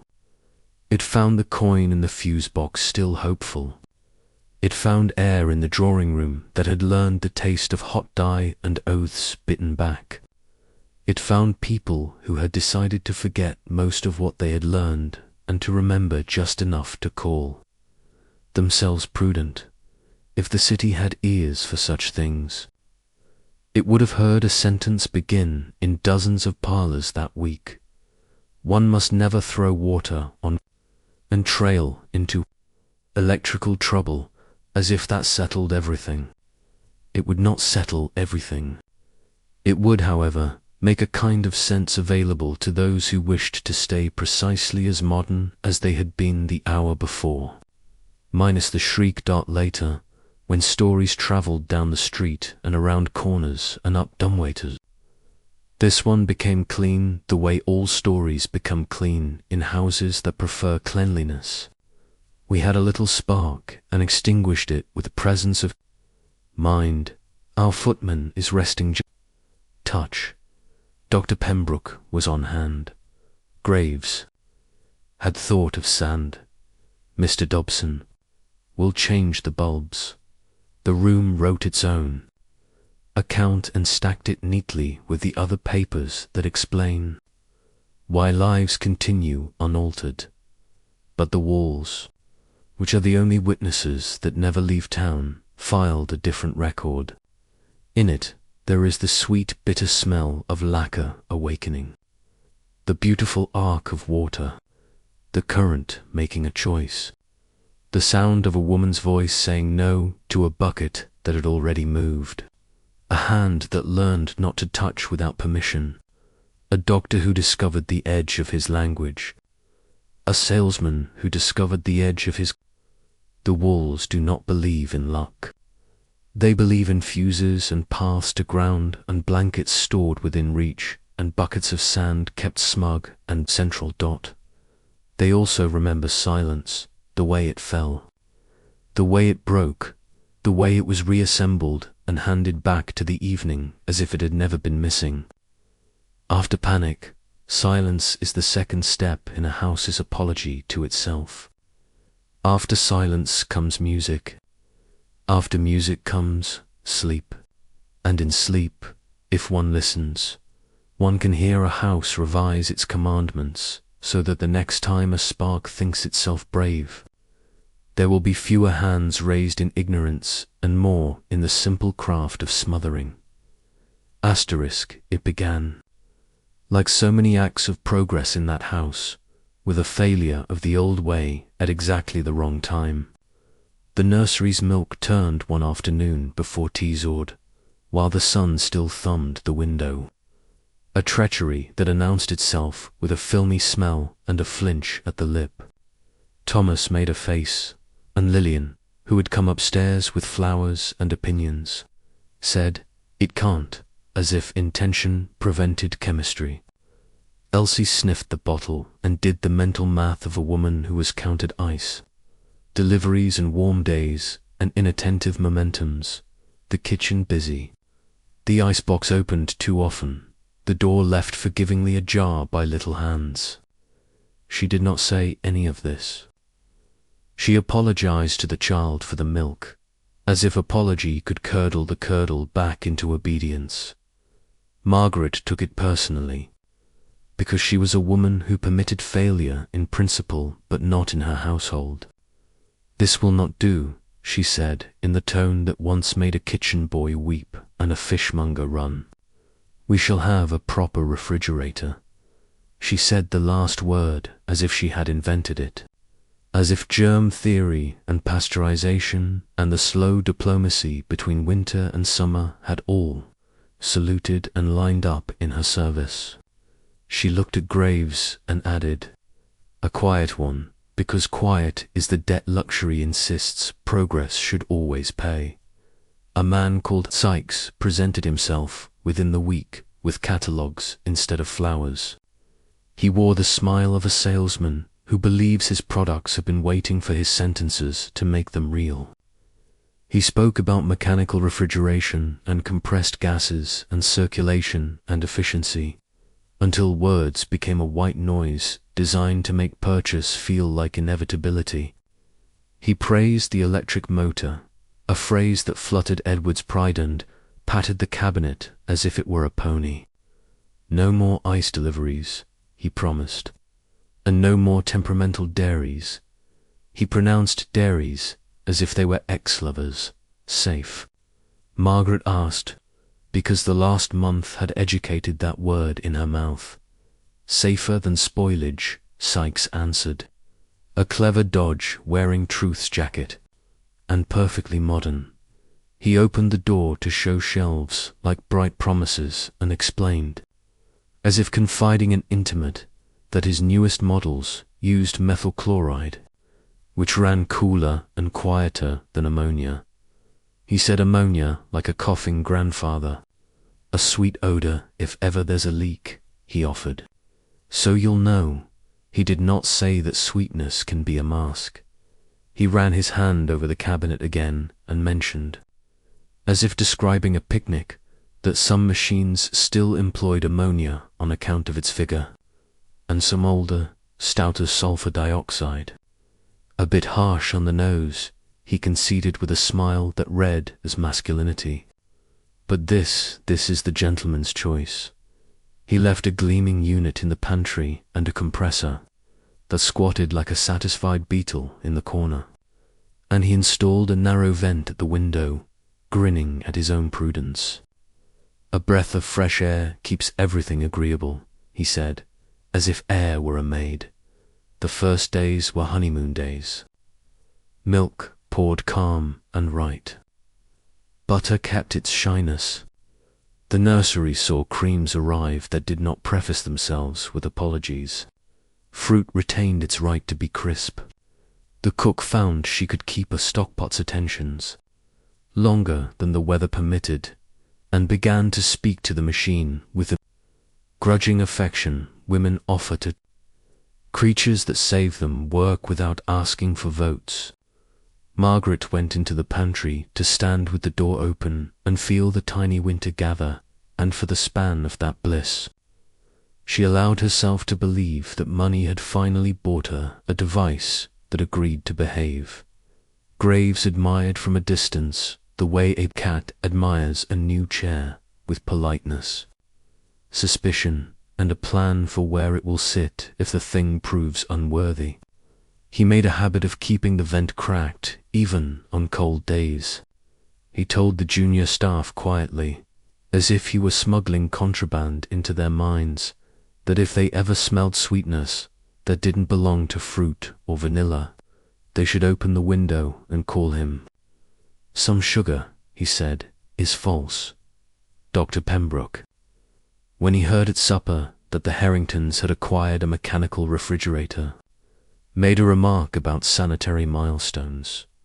He had read a paper about milk-borne diseases so grim it had cleaned the edges of his sentences for a fortnight. The idea that a cabinet might patrol where bacteria had once caroused pleased him in a way that made him more doctor than man. Truly, he said to Margaret, the nursery deserves it. He did not ask about gases because he trusted that between electricians, engineers, and retailers, any details bearing fangs would have had them filed dull by the time they reached his friend's pantry. Madame V, of course, found a way to make the refrigerator about beauty. Cold creams deserve a cold home, she purred to Lillian. Your mirror will know. Lillian, who carried the memory of a tingle and a doctor's glance across the bridge of her cheekbone, allowed the comment to pass without anchoring it to a purchase. Progress had begun to feel like a room you enter only to notice it has no chairs. Nights acquired a new sound. It was not unpleasant. A steady hum as the motor did its patient work. A periodic sigh when valves negotiated with pressure. A soft clatter like ice settling that was not ice. The house learned the rhythm and absorbed it into its own mechanical lullabies. The click of cooling metal. The shush of the range's last sulk. The tiny thermal whispers in the plaster where Dobson's wires had taught the wood a new language. Elsie, passing from kitchen to scullery to corridor and back, found the sound companionable in the way of factories that human-made hush that says, someone else is awake so you do not have to be. Then the hiss began. Not constant, not theatrical, just a thread of sound that insisted upon itself at 3 a.m. A testing leak the way the nose of a kettle learns to exhale before water boils. Elsie heard it first while lifting a bottle from the shelf. She paused and looked at the door, the window, the clock, the gap under the pantry sill where cold likes to slide. She felt a prickle at her eyes that might have been sleep or might have been something else. And she coughed once because the body loves verbs. She blamed the draft, because drafts are old and familiar and not the sort of thing that require anyone to be woken. She mentioned it to Graves the next day in the tone of servants who deliver warnings wrapped as observations. There was a little high whistle, she said, and my eyes. Only for a minute. Graves went to the pantry, opened the cabinet, stood a moment with his head inside like a priest hearing a confession, and smelled nothing. He spread soapy water along the visible couplings in the manner of men whose childhoods taught them more physics than they were credited for. No giddy strings of bubbles rose to betray mischief. He nodded once to acknowledge Elsie's senses and cracked the vent wider. "We'll keep the window a finger," he said, "and we'll listen." The hiss returned the following night, bolder. This time it brought a sensation the sales pitch had never promised. A sweet note in the air that did not belong to anything you could eat. Elsie's eyes watered without her permission, a donkey-stubborn refusal to stay comfortable. Her throat tightened the way throats do when they think the world has turned into mustard. She opened the window so fast the sash protested. Fog came in and did its old job. Real air reminding people it exists. She met Graves in the corridor with Prudence ready. "It's back," she said. He went with her, carrying the little dish of soap he had already prepared because he was a man who trusted what women told him about rooms. He smeared the joints again. At the lower valve there, where metal meets metal with the intimacy of a promise, bubbles flowered and danced in a way that only lies dance. He turned the stopcock with a care that felt more like affection than technique. The hiss tuned itself down to a sulk.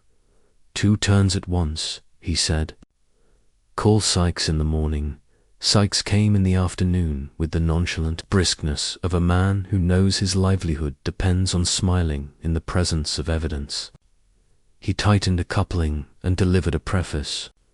"Methyl chloride will announce itself long before it means harm," he said, which was not untrue, precisely because it was the kind of sentence that lets harm turn into a handshake instead of a demand. A fitting, settled, quite ordinary. "Your staff are very sensitive." Graves accepted the compliment for what it was, a pat meant to send him back into position. He asked whether the machine could be vented more generously.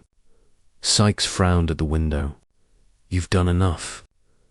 Too much draft makes the motor labor." He said labor like sin. "Keep the door closed, and you'll see it hum along like a hymn." The next week passed with ceremony and calm. The nursery's milk behaved like a moral. Butter performed like a door. The motor sang its charm. Margaret praised the quiet to anyone who would listen and called the whole affair civilized twice before lunch. Edward enjoyed adding refrigerator to the list of nouns that indicated he had outrun his father's habits and his grandfather's ghosts. Then the hiss returned, no longer shy, and it wore a new scent. There is a quality to ammonia that refuses to be mistaken for anything else. It is the wakefulness of 1,000 onions meeting the inside of your head at once.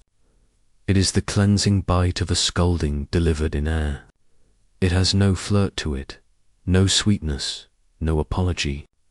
It arrived at 3 in the morning like a letter with the words urgent stamped twice.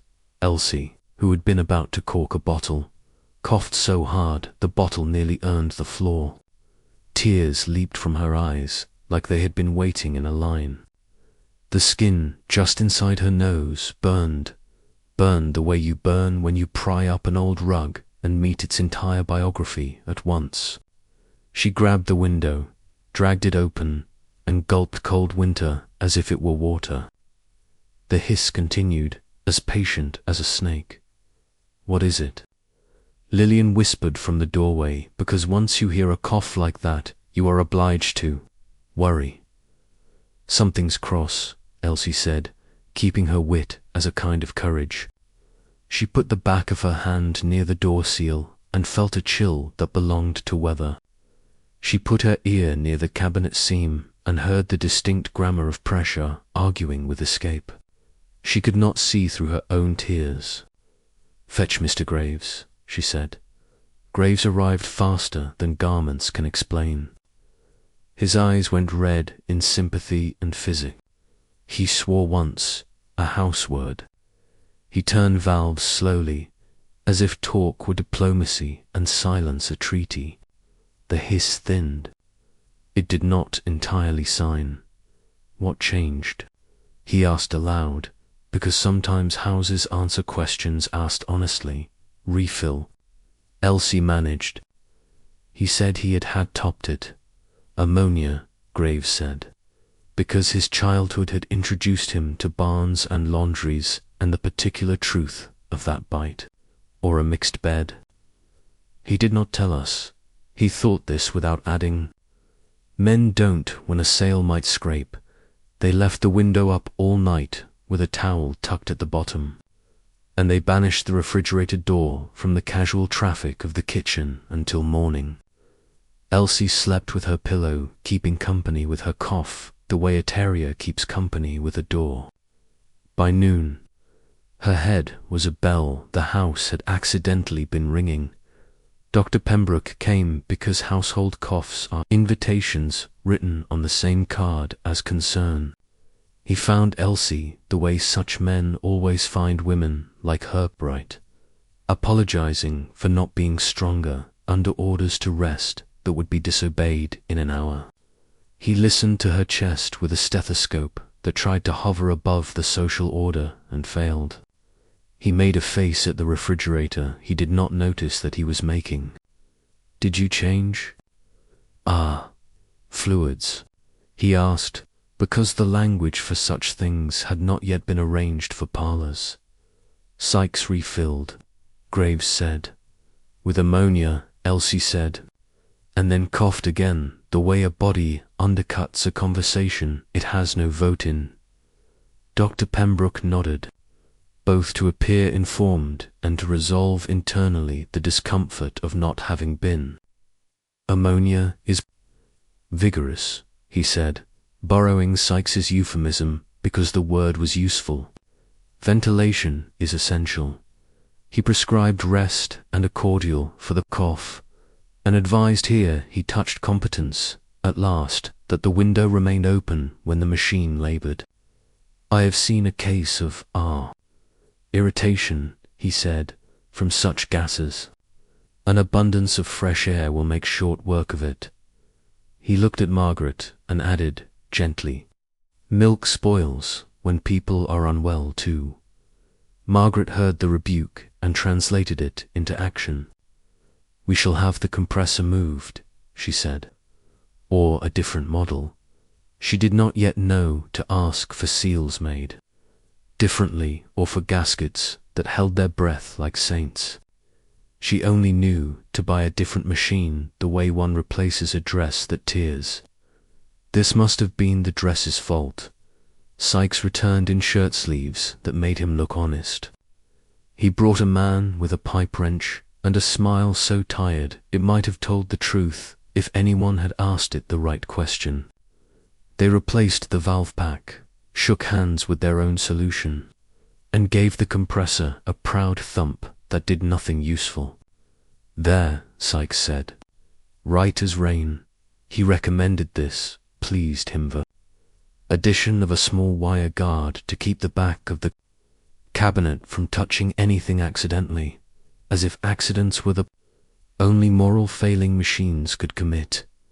Graves asked, in a tone that made the sentence a promise, "And if it hisses again?" "Ring me," Sykes said, and then, because he could not bear leaving without selling something, offered Margaret a small upstairs cooling cupboard for the nursery, a modest box that could be plumbed with brine from the main unit. "A mother's peace of mind," he said, tapping the phrase like a coin. Margaret nearly agreed. Graves shook his head minutely where only she could see. She did not agree. For 3 weeks, the house behaved. It is in the nature of hazards to keep Sabbath now and then. The motor purred like competence. The shelves kept their promises. The nursery forgot the milk's betrayal and returned to a simple gratitude that the world might be arranged in its favor. Elsie's cough slipped back into a distant room. She slept the sleep of women who have work they can trust. Dr. Pembroke did not think again about gases. His mind moved on to joints and nerves and fashion's influence on female posture. Sykes installed a refrigerator for Mrs. Avery and wrote Harrington. satisfied in his little book. Then winter made its opinion known the way men do in columns, cold, full of rules, unwilling to negotiate except with itself. A frost tightened pipes that thought themselves above being tightened. Metal remembered that it had been poured and cast, not born. The pantry air turned cold enough to make conversation reluctant. The compressor, which disliked being both clever and chilled, lost its manners in the night. The hiss began again, more insistent, less patient. It threaded itself through a dream and tugged. Elsie woke as if called by name. She sat up and felt the prickle in her eyes before she identified the sound. There is a moment, in such nights, when the body tells you the truth and the mind argues until it catches up. She stood, coughed, pressed a hand to her sternum as if to hold something in place, and went to the pantry on feet that had memorized the boards. Prestige had once meant being first to own a danger that looked like a miracle. Now it began to mean being first to retire the miracle elegantly. The Harringtons learned to host without performance anxiety. The chandelier shone because it could, not because it must, defeat candles. Soup arrived hot because the kitchen worked, not because a table wore wires. The tree twinkled with fewer bulbs farther from velvet, or with none at all. Guests still admired. They admired different things. Not a flicker all evening, someone said at supper. Proper fusing, Edward replied, and he let the phrase be a boast. In another decade, it would be ordinary. For a season, it was style. Margaret staged a new kind of tour for the women who asked for one. Vent here, she'd say, in the pantry, and the sash would lift obediently. Sand there, in the corridor, and the bucket would look useful instead of homespun. No luminous creams, at the vanity, with a smile that suggested experience rather than sermon. She did not apologize for any of it. She let sensibleness sparkle. Madame Violette adapted, of course she did. She sold laboratory-tested cold creams that glowed only with adjectives and lead-free powders that signaled taste.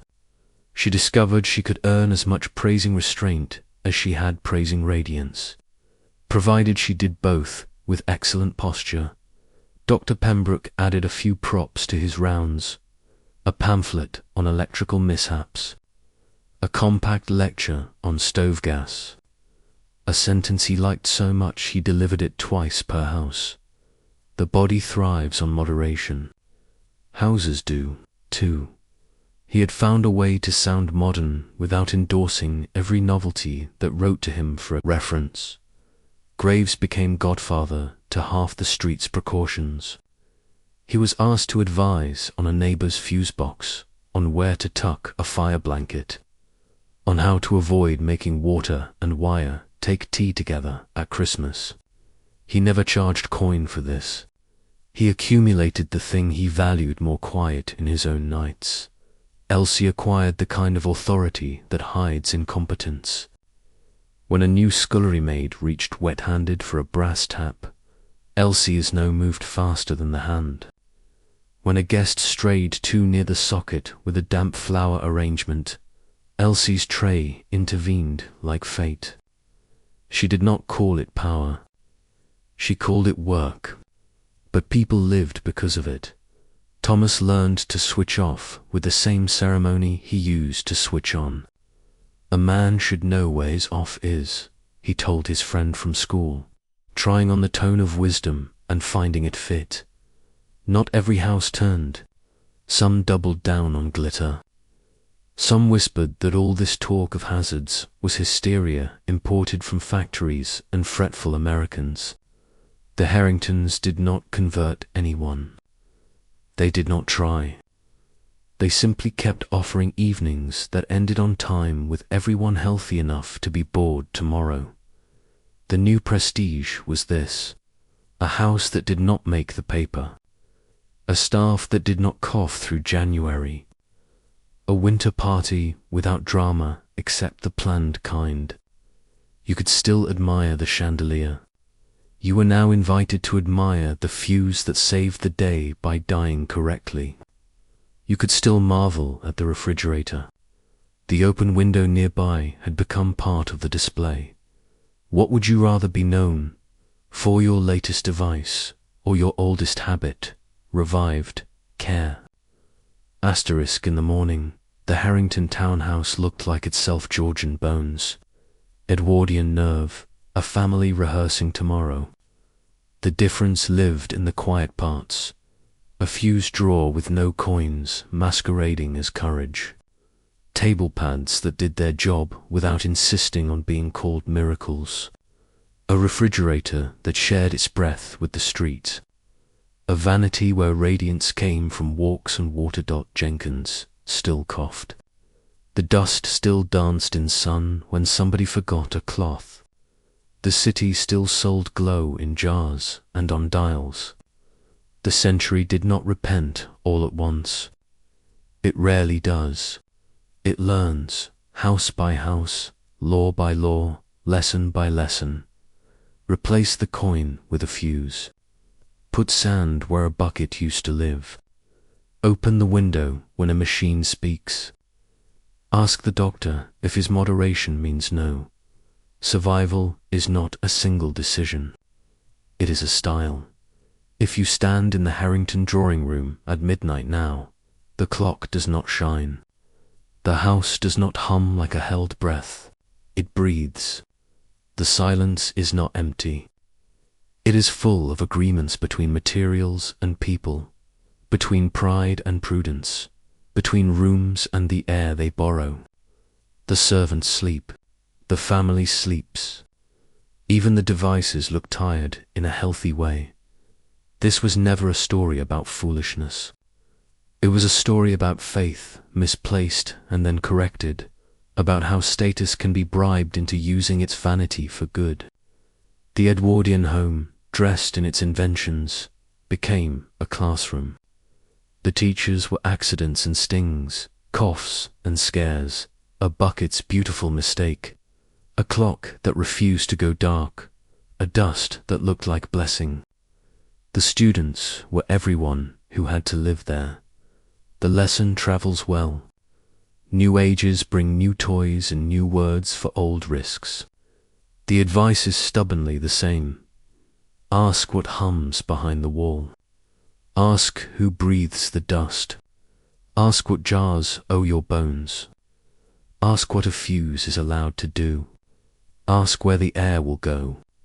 If the answer is trust me, try again.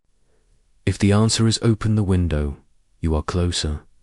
If this story changed the way you'll look at your own rooms, at switches and chargers, at creams and sprays, at anything that promises magic, carry the feeling forward. Share it. Argue for the small, unfashionable fix. Make safety your house's quiet luxury. And if you've stayed with the Harringtons this far, tell me which moment would have shaken you awake, the sting at the table, the arc on velvet, the hiss at 3 a.m., the glow that would not quit. Drop your answer and the lesson you'd keep in the comments. Like, subscribe, and pass this along to the friend who loves a new gadget more than a new habit. Then, tonight, when you turn off the lights, listen. If your house glows hums, ask it why.